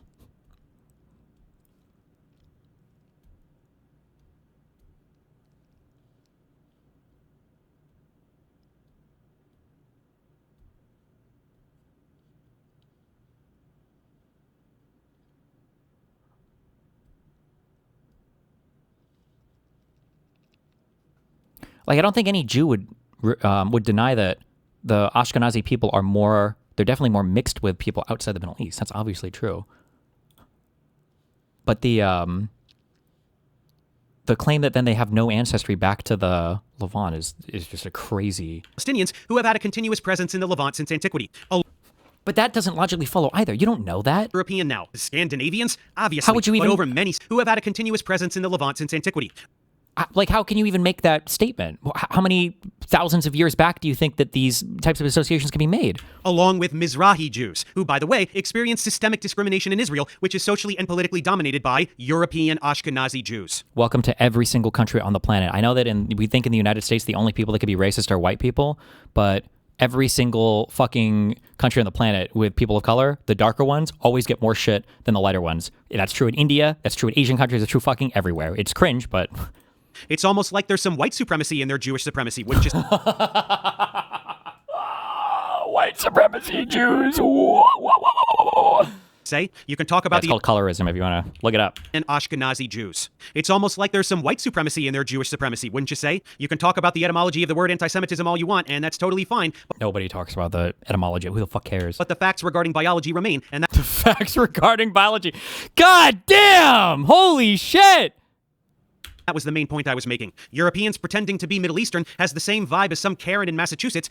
Why didn't the fucking retards who were getting holocausted, why didn't they just fucking say that? Like, hands up, are you a Jew? Whoa, no, bro. I'm European like you, man. I'm European just like you, bro. Bragging about being 3% Cherokee Indian. This claim to ancestral land that Zionists espouse in order to justify murdering people and stealing their homes is total horseshit. We all originated in Africa, so white people should be able to steal African homes too, yeah? A little moot since Africa was very recently the victim of European colonialism for about 100 years, but still, the logic stands. Hey, Avi, I'm not sure if you know... Jesus, that was rough. That was a rough section. Holy shit. But the whole world despises your ideology. The world knows your gaslighting and your Hasbro tactics. Shouting anti-Semitism at everyone who hurts your feelings is just going to hastily minimize tenfold. What does that have to do with it? What does being a lying, manipulative, gaslighting fraud in order to get away with scientific fraudulence have to do with this political ideology that involves lying and manipulating and gaslighting constantly in order to get away with war crimes? What political ideology doesn't? Name one. What are you going to cite here? For Islam, it's literally built into the holy text. If you want to get fucking religious and if you want to be fucking shitting on people religiously, I mean, Islam has built into it the concept of lying to save yourself and lying for the betterment of your religion. Like every single political ideology, depending on how you want to talk about it, is you can look at the crimes and the bad things they've done and ascribe it to these, and ascribe it to their political belief system. Like, are Christians all responsible for the Crusades and the Dark Ages? Are Muslims all responsible for any other fucking Islamic crime or terrorist group from today? Or what a crazy, like, he's essentializing the concept of the Judaism religion with the Jewish ethnicity, but he's also saying it's not, because I guess it's a European ethnicity. It is actually just like the country of Israel, but it's also like most of the, or I guess he's saying it's not most of the Jewish people outside of Israel, even though that poll didn't support that decision at all. But that's a serious question. My saying, can you be anti-Zionist without being anti-Semitic? Maybe, but if you really wanted to dive into it, there's like a big, I think it's actually a pretty deep argument, but most people aren't even close to being able to have that discussion. Hey, jackass, why don't you try having that discussion with any of the thousands of anti-Zionist Jews who fiercely oppose Israel's genocide and co-opting of their faith? Sure, gladly. Here's the deeper discussion if you wanted to run that down. You could say, is anti-Zionism the same as anti-Semitism? On the surface, you would say, no, you should be allowed to be critical of the Israeli government while still simultaneously not being anti-Semitic. Okay, sure, but that's not generally what anti-Zionism means. And if you say you're critical of the Israeli government how? If you're critical of the Israeli government in a way that you think that the Jewish majority of the state necessarily needs to not be a protected thing anymore, and you think you should necessarily allow the infinite right of return for Palestinian diaspora or whatever, and you think that necessarily it will follow from there, it absolutely will, that Jews will be a minority in the country, and then you're also okay with saying, well, if they're a minority, if they experience violence, I think maybe they should flee because they've, mistreated the Palestinians for so long, and that's okay. Then essentially what you're saying is, I am anti-Zionist, and I'm willing to accept the ethnic cleansing of every Jew from Israel if that's what happens at the end of it. So, like, is anti-Zionism anti-Semitism in that case? I mean, like, kind of. Like, I understand why the Jewish people that say that anti-Zionism is anti-Semitism. I understand why they say that, because that is the logical conclusion, but none of you fucking retards have ever been pushed on that point in your entire fucking life, because you don't have any conversations about this. None of you do. Discussion with any of the thousands of anti-Zionist Jews who fiercely oppose Israel's genocide and co-opting of their faith. I'd love to see that. There's nothing deep about it. Anyone with a moral compass is anti-Zionist. Many Jews have a moral compass. Are you seeing the Venn diagram? Like, I don't think, does anybody in the Western world ever say, like, is there a position for, like, I don't think Kurds should ever have a country? Like, I don't even know if that's like a position that people have. I think people generally say, oh yeah, I mean, they should, but I mean, it sucks for them, I guess. Israel is the state that essentializes religion and ethnicity. Maybe they should do that. Every state in the Middle East is essentially an ethno-state. Some of them it's baked into the fucking state constitutions. Others it's just de facto protected. Like, what are you talking about? Israel's not the only ethno-state in the region. I don't know, but I mean, we don't really talk about Kurdish people much in the West. But to have like a unique perspective to be opposed to a Jewish state is a little bit weird. It is also weird that, yeah, it is like the only group of people where there's like a name for being opposed to their self-determination. Like, what is it called if you're like an anti-Kurdioniist? I oppose the Kurdish people having a state of their own. I'm an anti... I don't even know what other fucking groups appeal. Like, and I'm an anti. Like the fact that there's like the one name, I am anti-Zionist. They are the one group of people that fucking should not have a goddamn motherfucking country. It's kind of missing the point here. Oh shit, true. There is a name for being anti-Kurdish. It's called being Turkish. Perspective to be opposed to a Jewish state is a little bit weird. You're kind of missing the point here, champ. This is the old, but why can't Jews have a country bullshit talking point. First, ethno-states are bad. It's the American. He's an American. I just have to remember he's an American. And his wife is an American. I don't give a fuck who's saying she's Palestinian. She's American. She's born in America and she is American. Oh God. Okay. Equality is good. Supremacy of any group of people over another being codified in... What is the ethnic supremacy codified into law in Israel proper? For the West Bank and the Gaza Strip, these are fucked situations, but they don't codify inequality in like a fair law. The problem is that you have these territories that are not quite their own states, but they're also not quite part of Israel, and this dual bullshit world where Israel is trying to live in is that if you want to talk apartheid or whatever the fuck you want to call it, you would say it applies to the West Bank and the Gaza Strip, but it's not in Israel proper. To the laws of a nation is bad. But way more important is the... Just for 2 seconds, okay? This map is fucking retarded because in 1917, this wasn't Palestinian land. None of this was ever Palestinian land. This was land that existed under several caliphates that existed since the time of fucking Muhammad, since the fall of fucking Israel. Different people have owned this land. It has never been Palestinian land. All of it has been owned by fucking idle land owners, land tenants, or whatever under the Ottoman Empire. After the fall of the Ottoman Empire, after World War I, the British government and the French government made agreements to basically create these like territories in the Middle East. Was this called the Sykes-Picot Agreement? I don't remember what it was called, but it might be Sykes-Picot. But basically, they had all of these little land masses, and they're like, "Listen, we're gonna let you guys like run this for 30 years, and then at the end of the 30 years, you got whatever government emerges from this like 3-decade experiment or whatever is going to be the government that owns the state, right?" So you had the British mandate for Palestine, okay? That's what this was. It was the mandatory Palestinian area. The idea that all of it was Palestinian, most of this was deserted, okay? This whole part in here, the south of Negev, is probably still fucking mostly deserted, okay? The areas that Jewish people are buying territory in, now you can argue whether they should or shouldn't have or whatever the fuck else, but this is areas that they're buying from people. This here was the partition plan to separate out the country. Again, this area down here is mostly empty. Nobody fucking wants the Negev, okay? This is all empty bullshit-ass area. And the Arabs didn't accept this plan anyway. And they wouldn't have accepted any plan. They didn't want there to be any Jewish state whatsoever. This is after the First War, where Israel basically carves its borders out. This is still not Palestinian land, though. This is now part of Jordan. You can call it Transjordan, I guess. It's not they extend on the other side of the Jordan River. And then this was part of Egypt here. This was not Palestine at all. And then in 1967, Israel occupies both of these territories, and now who the fuck knows what will happen in the future. The fact that this particular ethno-state was established on inhabited land through the slaughtering and dispossession of the indigenous population. That's the more bad part. This is what ethno-state wasn't. What state wasn't? If post-World War II, a Jewish state was set up in the middle of fucking nowhere and built up from scratch, like in Germany perhaps, since they did the Holocaust and over... I'm sorry.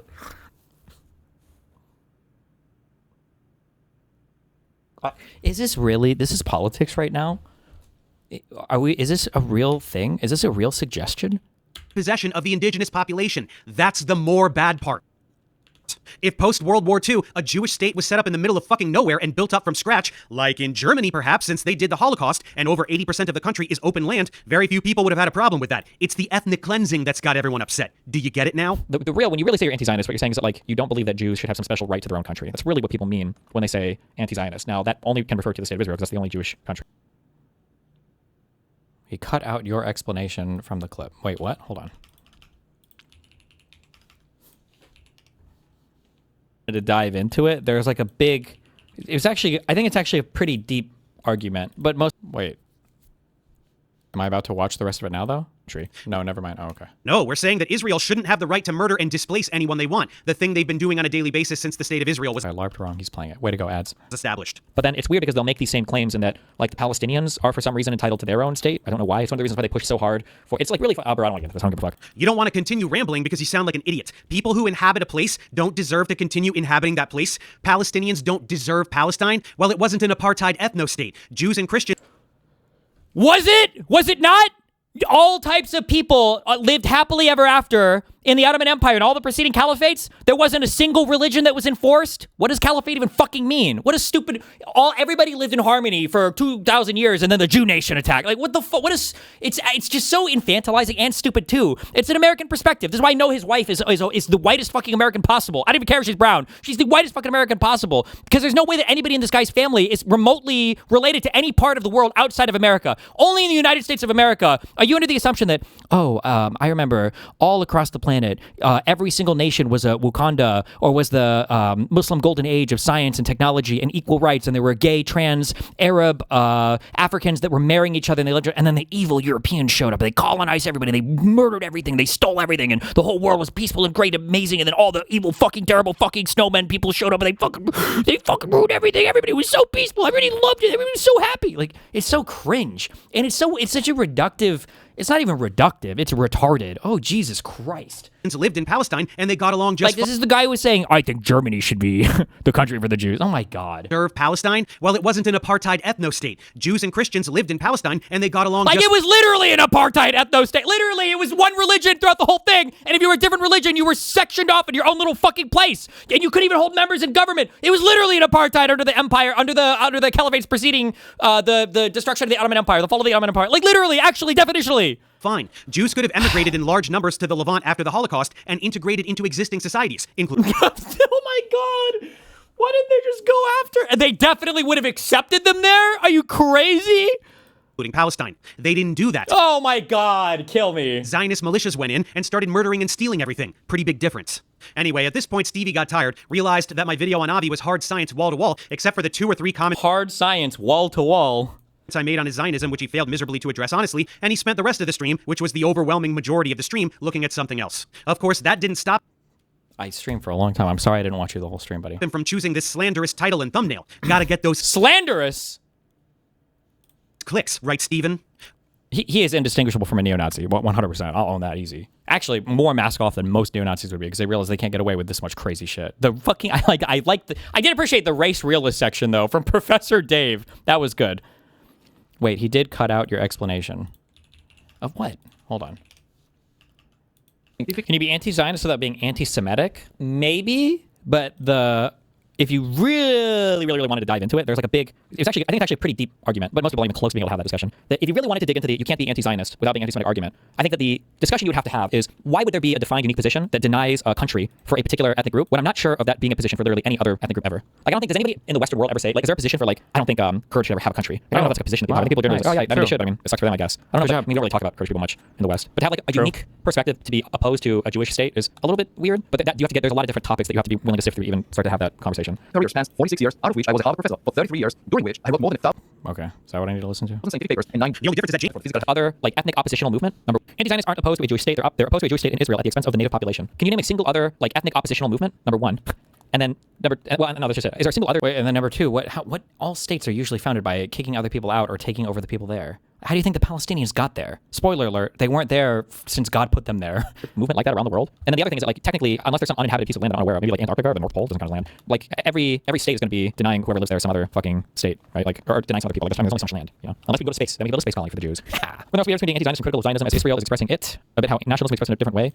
Okay, so he says I was too tired to go into it, but I literally do go into it. Even in this video, I go into it. So did he get tired of watching?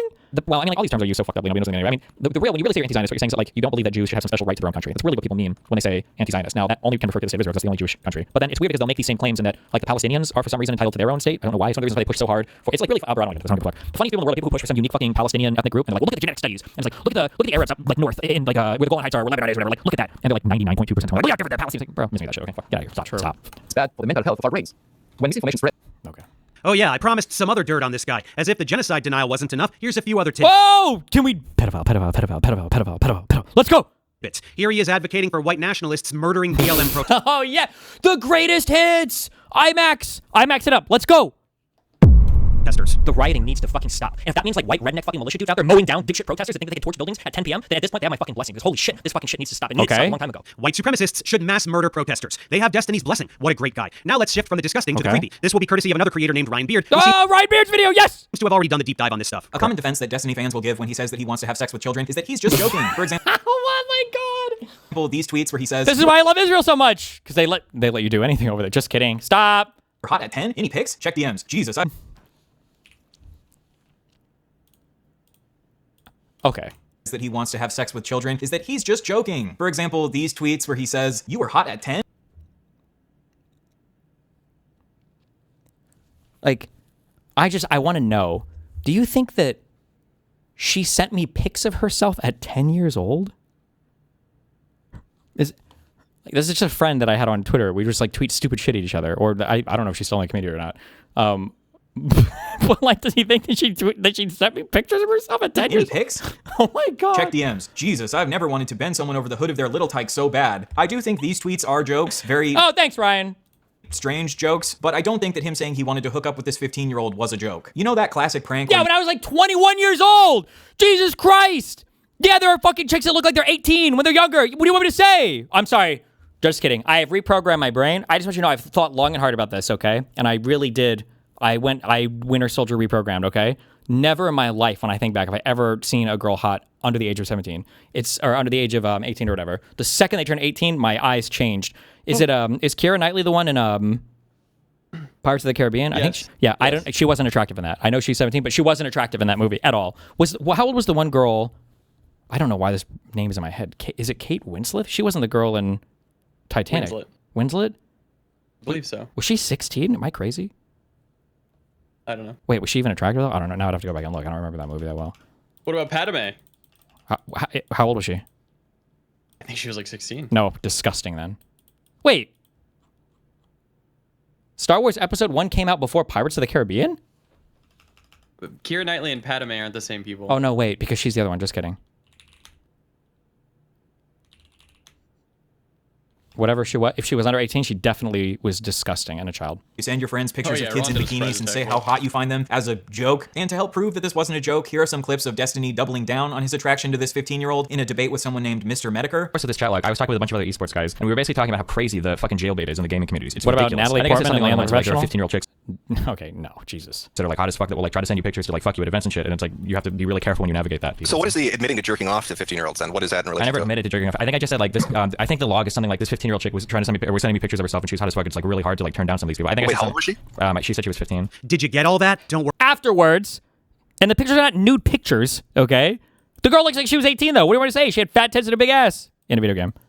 It gets worse. The next child-related Destiny incident is... But also, all of these logs were for not fucking kids also, by the way. The whole logs were, be careful when you go to events. Don't get fucking jailbaited and end up fucking a kid. But what do you want me to say, you know? I'm sorry. I hope one day I will be forgiven of my crimes in 2000. That's because you wanted to fuck all the kids. True. I'm just trying to hoard them all for myself. When him and his friends, the Bro Squad, watched an 8-year-old boy shake his penis for them on a live stream. I shouldn't tell this because I'm going to get fucking arrested.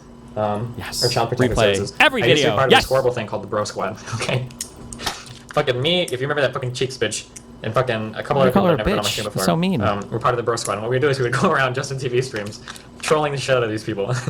And we went around from fucking channel to channel, like fucking around. Like it was just horrible shit. We went to this channel with this fucking like, this kid was like 8 years old, and he was fucking broing out with everybody in this chat. For whatever fucking reason, this kid decides to fucking take his pants off and fucking. We don't know why! Dick on stream. It was crazy! And we leave. Nobody masturbates to it. It was fucking crazy. Believe it. Oh my fucking god. It was like, I didn't even know, like, we were on Skype, we were like, holy shit. Like, we had to do like a double take because we didn't even fucking know, like, what the fuck was on, like, we were looking at like an 8-year-old dick, like, on the fucking screen. Yeah, don't just immediately quit the stream or anything. Really That's what we do right after! We all quit immediately, it's like, what the fuck? What? No, actually, he got me. We stayed there, we watched for hours. How old were you here? This is when I was living in Woodbridge. 23, maybe? Soak in that prepubescent penis, but at least he's not... Oh, Jesus Christ. Grooming anyone, right? Even though a lot of these situations involving children happened quite a while ago, I still think Destiny has been spreading harmful rhetoric around children even quite recently. A couple years ago, Destiny said that a 30-year-old randomly sexting a 14-year-old would not be grooming. Let's say there's a person that's like 30 years old and tries to like randomly sex like 14-year-olds and 15-year-olds. That wouldn't be, I don't think that would be considered grooming. So that clip sounds pretty bad, right? Because oh my God. When you talk about grooming and pedophilia are not the same thing. Now, I guess now the fight is just everything is just the worst thing ever. Grooming refers to the concept of gaining a trusted position over somebody, usually it's an adult child, and then leveraging that trusted position in the future for sex. That's what... Oh, he shows it? Oh. Okay. Right? But we don't want to approach Destiny in bad faith or take him out of Oh, context. thanks. So let's try to understand the actual argument that Destiny is making. That wouldn't be, I don't think that would be considered grooming. Now, let's say there's a person that's 30 years old and they're specifically seeking out like 14, 15-year-olds to kind of just like talk to them about their school life, figure out what the problems are, you know, be cool because you're all in your experience, and then you kind of weasel in like sex. That's like grooming, right? That would be like grooming. So Destiny's argument is that a 30-year-old randomly sexting a 14-year-old isn't grooming, but if a 30-year-old tries to weasel their way into a 14-year-old's life and slowly manipulate them into sexting them, this would be grooming. But this argument goes against the definition of grooming. The definition of grooming is the action of attempting to form a relationship with a child or young person with the intention of sexually assaulting them or inducing them to commit an illegal act. Guess what? Yeah, but it's like the whole thing was not, even in that definition, I don't know if I said that. Wait, fuck, hold on. Like, the action of attempting to form a relationship with a child or young person with the intention of, but like, usually it's down the line. Otherwise, you would just call it like child sexual assault, or you would just call it like abuse. Or if we just want to call like, what? This says attempting to form a relationship. That's literally talking about the grooming part. Yeah. The relationship. It's just, but like everything has to be the most extreme fucking thing ever. Like it can't be, like I don't know what you would call it, like child abuse or child rape or whatever. It has to be like grooming as well. We have to throw like grooming on there as well. It's like, okay, I guess we just want to throw grooming into every fucking, Or inducing them to commit an illegal act. Guess what, Destiny? Nowhere in that definition. Somebody said, Destiny, how does they just take everything out of context and nobody questions? Well, I feel like for a lot of this, it wasn't even taken out of context. It's just shit that like, I don't know. I just think like as a 21-year-old, like me saying like there are 15-year-olds that look like they could be 18, and when you go to these conventions, all the fucking people there are trying to fuck you. Don't fuck the 15-year-olds. I don't know. I don't think like if we want to play the virtue signal game of like every single person under 18 is disgusting, and only once they turn 18 can I possibly find them attractive. It's just like this is cringe. I'm not here to virtue signal that shit. I don't give a fuck. Go do that somewhere else. Does it say that grooming has to be a slow process? Okay, that's weird, but those are just words and not actions. Like what? What is weird about what I just said? I also hate this thing. Moeen Rabbani did this to me when I tried to say like apartheid is not like all racism is not apartheid. Okay, like there has to be a distinction here. Not all racism is apartheid. Jim Crow is not apartheid. Apartheid is like a state top-down segregation of like the races trying to like institute some concept of racial domination. And Jim Crow was like an informal, sometimes locally formal way of like being racist towards people. And Moeen Rabbani goes, if you don't think Jim Crow was apartheid, does that mean you're pro Jim Crow? And I was like, no, what the fuck? Or if I think that like a 30-year-old like trying to randomly bang a 15-year-old or 14 or 12-year-old or whatever the fuck, I don't think that's grooming. Oh, so you're okay with them raping the child? No, what the fuck? No, it's not good. A 30-year-old shouldn't be having sex with a 15-year-old. No, but I don't have to call it grooming to have that opinion. Same thing with genocide. Right? All right, let's recap all of Destiny's treatment towards women. Destiny sexually assaulted a woman. Destiny has a long history of sharing women's nudes and sex tapes without their consent. Destiny allegedly recorded a woman having sex with him without her consent. And in his... That court case, dude, when my court case ends, oh man, they're going to be coming for me hard because... messages to his Discord kitten Rose is Coming, he sent her audio recordings of men that he had slept with from Grindr and said, I went out and sucked the guy off a few nights ago yes, and recorded the audio. Read it's really my stuffed porn. In my pocket. Oh, well, yes, I love it. He has a history of calling yes. 15-year-olds attractive and sharing pictures of them in bikinis. He has a long history of getting very mad at women when they post about their sexual assaults on social media. He has allegedly abused at least one of his female orbiters and was psychologically abusive towards his ex-wife. And what was the female orbiter I abused? Is this Lav or is this Anna? Jesus Christ. He also admitted to choking out another one. That shovel thing was good, LOL. No, that shovel tweet was fucking unhinged. But it was 2016. I was fucking retarded. I don't stand by the tweet at all. It was a crazy tweet. One of his exes multiple times. However, he claims that this was done in self-defense. Wife, and he also admitted to choking out another one of his exes multiple times. However, okay, me and Rachel used to fight. I mean, we did. That was a really rough relationship. But like, nobody is. I'm sure I've said something along the lines like, oh yeah, somebody's gonna choke a bitch out or whatever. But like, I'm not legitimately just choking this woman to death. This is not like. But I mean, if that's how you want to cast it, you know, I am Hitler. I am the most evil fucking guy. However, he claims that this was done bigger in than you too. Yeah, that's why every fight was a fight for my survival. Because you better fucking believe I had to fucking choke her out a few fucking times. Finally, like, come on, this is a serious admission of like, yeah, I was like, bro, I weighed 105 pounds when I was dating my kid's mom. I'm not choking out anybody. Destiny has a history of doxing and threatening to leak the nudes of women that get on his bad side. Yeah, I didn't feel like spending a lot of time on this since it's not the point of the video, but that's a tidy summary. Sexual assault. Is this the same genocide video we're just watching? Yes. Because remember, the only thing worse than being pro-genocide is being pro-child rape or pro-rapist or whatever, or pedophile or whatever. Would be the big one, but he is also currently being sued for non-consensually sharing nudes of a minor, and the person suing makes it clear that this is a pattern of behavior. What the fuck? What? It's not even why you're being sued, right? No! Well, okay. based. King. Man, this is my Professor Dave the debunker? Hear from him. I'll link to that Ryan Beard video and this Substack post if anyone cares to follow up and get more details. I just wanted to briefly make people aware that there is a pattern of predatory behavior that goes along with Destiny's genocide denial. So because it's a Zionist! Because I'm a Zionist and they all go together. Please, God. The rich tapestry. Speaking of being a sexual predator who supports Israel, do you think there could be a connection there? After all, Israel is a safe haven for rapists and child molesters. That's a whole separate rabbit hole we won't go down, but this is a very well-documented fact that foreign sex offenders can very well documented relocate to Israel and exploit its laws to evade justice. Especially Zionist Jews, of course. Maybe that's why he's getting so cozy with Israel? Food for thought. Oh, and did you know that... Because I want to play... Drew! Oh, and my kid! Yes! Oh, my son! Destiny has a son. He's 15 and a full-blown Nazi. The real kind, which actually hates Jews. Oh, and did you know that Destiny has a son? I'm so curious how many of these fucking Nathan tweets, but he does tweet unhinged shit, okay? But he's also 15 years old. Damn, what the fuck? Do you want me to tell him to have the exact opposite? Nathan, stop being fucking politically crazy. Listen, he does his own shit, okay? I wonder how many tweets we could go through of Nathan if I replaced Jews with Zionist, if he would agree with every single tweet, by the way. He's 15 and a full-blown Nazi. The real kind, which... Nobody at 15 is a full-blown anything. They're fucking retarded kids that LARP and type a lot of fucking retarded shit on Discord and on fucking Twitter. Like, Jesus. Actually hates Jews and flirts with Holocaust denial. Destiny is such a shit dad that his son rebelled against him by becoming an actual anti-Semite who entertains Holocaust denial. How fucking hilarious is that? That doesn't even make sense, though. If I'm pro-genocide and pro-Holocaust or whatever, wouldn't he be also pro-genocide and pro-Holocaust, or is he just like a different version of... It's also like... And it's cringe talking about my kids' political beliefs, but it's also like, I understand that we all like to go as hard as we can for anything, but just like, suck yourself outside of the political world for 2 seconds and just think about that statement. Like, this guy was a horrible fucking parent. It's like, why? You won't fucking believe this. Did you know that as kids, when they were teenagers, they had the exact opposite political beliefs of them? And it's like, holy shit, really? The teenage children had the exact opposite political beliefs of their fucking parent? That's unfucking believable. Holy fuck. Like, anyway, we can go ahead and wrap things up here. There's no point in trying to summarize everything we went over regarding Israel, but we can say a few last things about people like rapist, pedophile, Zionist.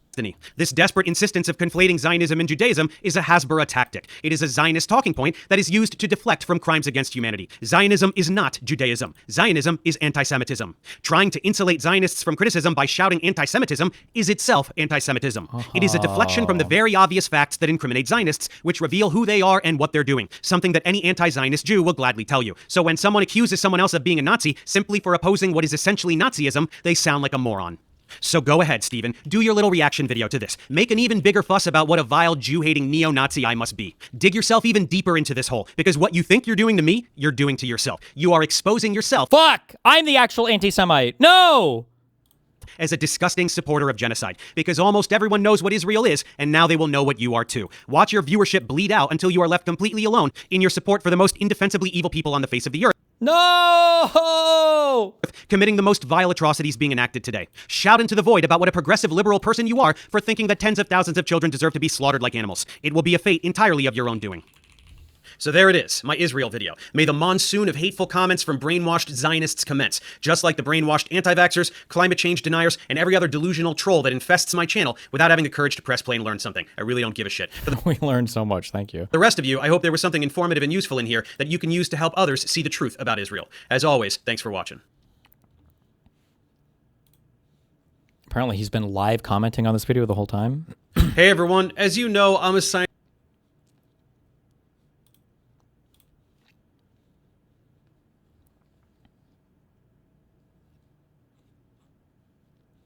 Where's the last comment?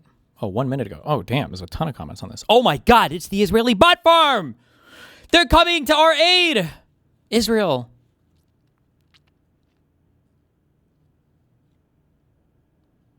Gone, gone. Gone.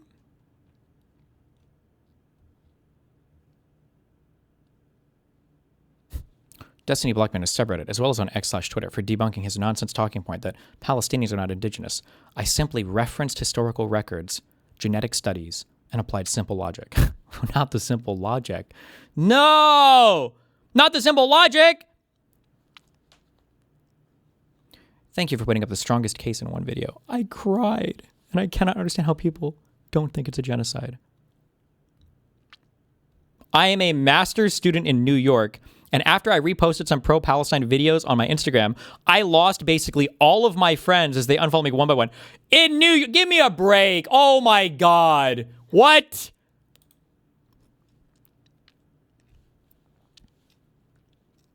Meanwhile, every Jewish friend I have in fucking New York City, I don't wear my jewelry anymore. But okay. Maybe it's different neighborhoods. Oh!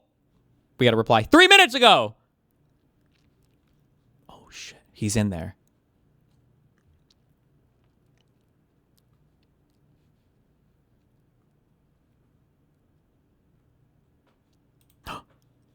"45 seconds ago!" Yeah, Destiny's a fucking toddler. Whoa! Oh, I should like comment stalk him. Hey, since you debate people so regularly on topics, and since you feel so confident on this one, you should stop running, and we should have a debate on it.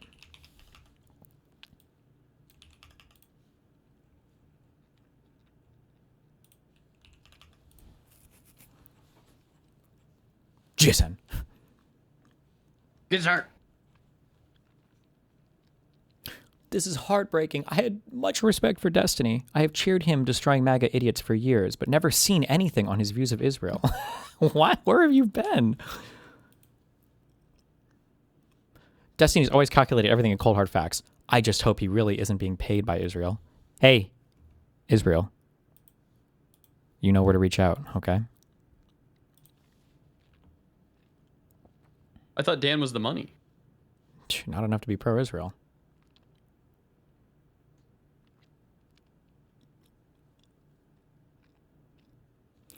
Not certain when Destiny started to scoff at people calling out Israel, but part of me thinks it's probably related to his beef with Hassan. True.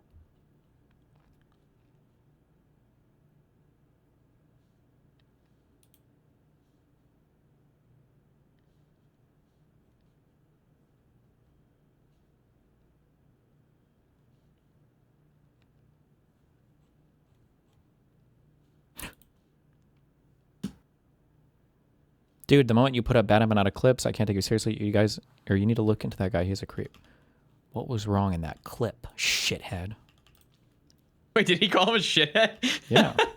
This guy's fucking losing it. What? No, that's just how he acts. That's Professor Dave.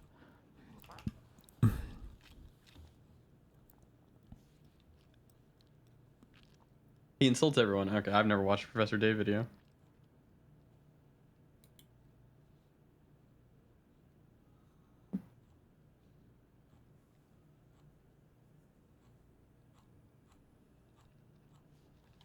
Well, based. Okay. I have to leave early today. I'm sorry. Oh my. I've abandoned you all.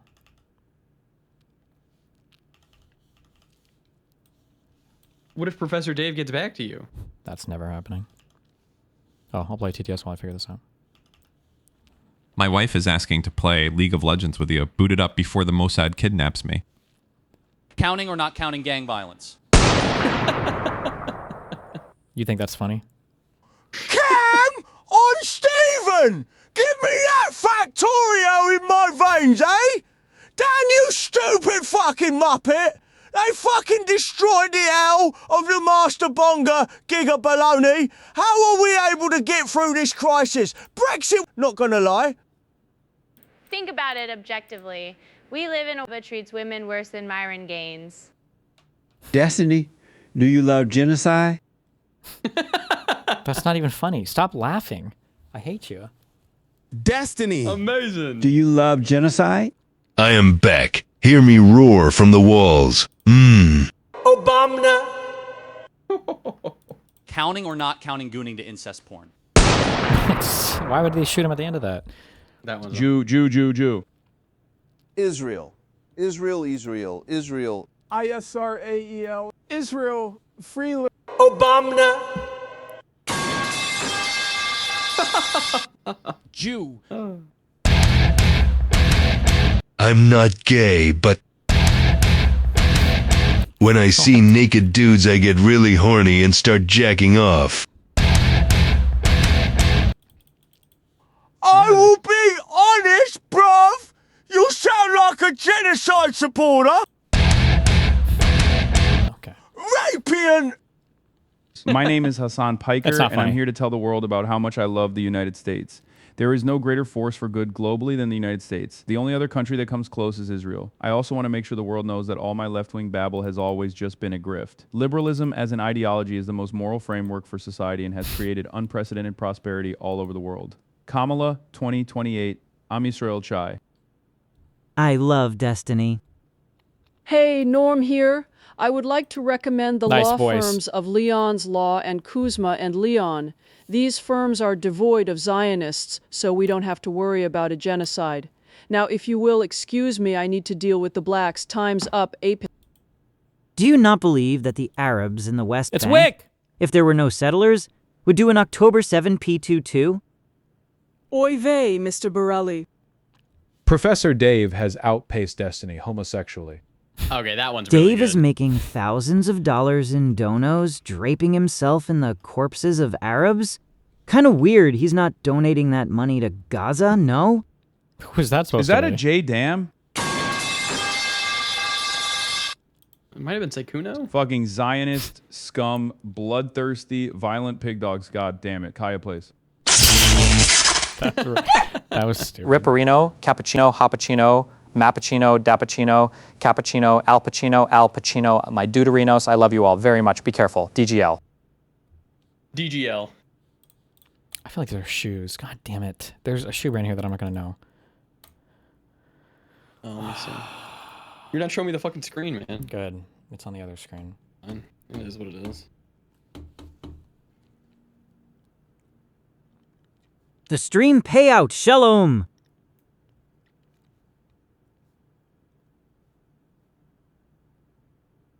Are these mountains? Is there an Ottoman mountain? Where is Aegon Chalokian's voice? Did you finish Richard Evans' books? Yeah. I miss every reading single out. one. Thinking he can read.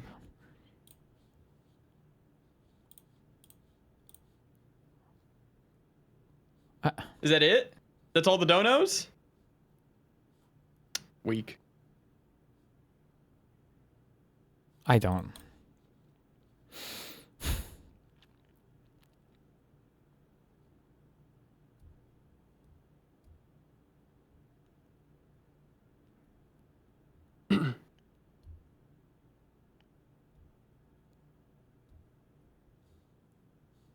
Wait, it's $20 to do this? To do what? To TTS? Damn, what? Shouldn't you be able to do it You're for like... greedy as You should be able to do it hell, for $5. man. What do you mean $20? Oh, it's 5. Okay. Someone lied then. Idiot. Head, the lead, the captain, the...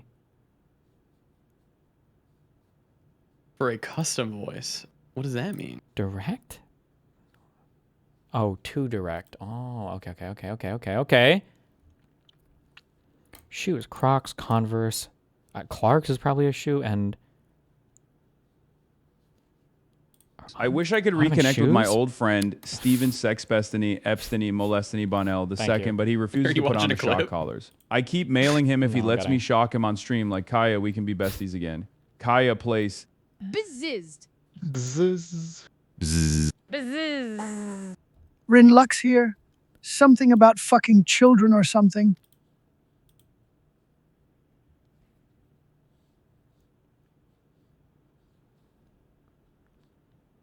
Camper shoes? Oh my god. Okay. Is there a Mount Gala? I don't even know what I guessed before.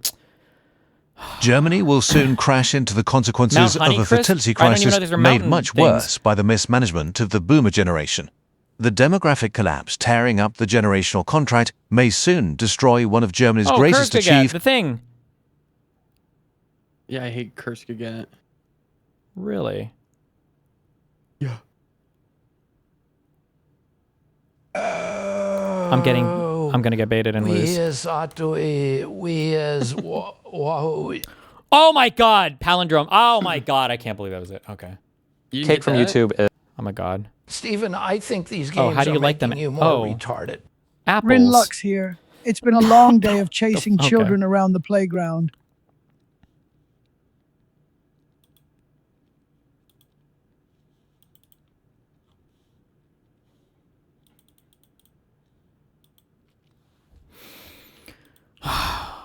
Sheesh.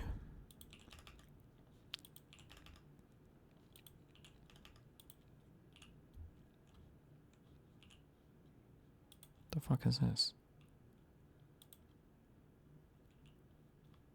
Okay, don't care, don't care. I know what you are. Don't care. I know what you are. I know what you are. I know what you are. I know what you are. Okay. I love you all very much. Oh my god, bro. Good. Stay mad. We're back tomorrow. It's going to be a wonderful day because every day is a wonderful day in the neighborhood, okay? See you tomorrow. I love you. Be careful. The machine successfully annihilated Zion 5 times prior to Neo's era, making them efficient at the purge. Glory to Israel. Glory to Israel. Shabbat Shalom, Palestine can. Off to. I'm gay and my dick is small. Why, though?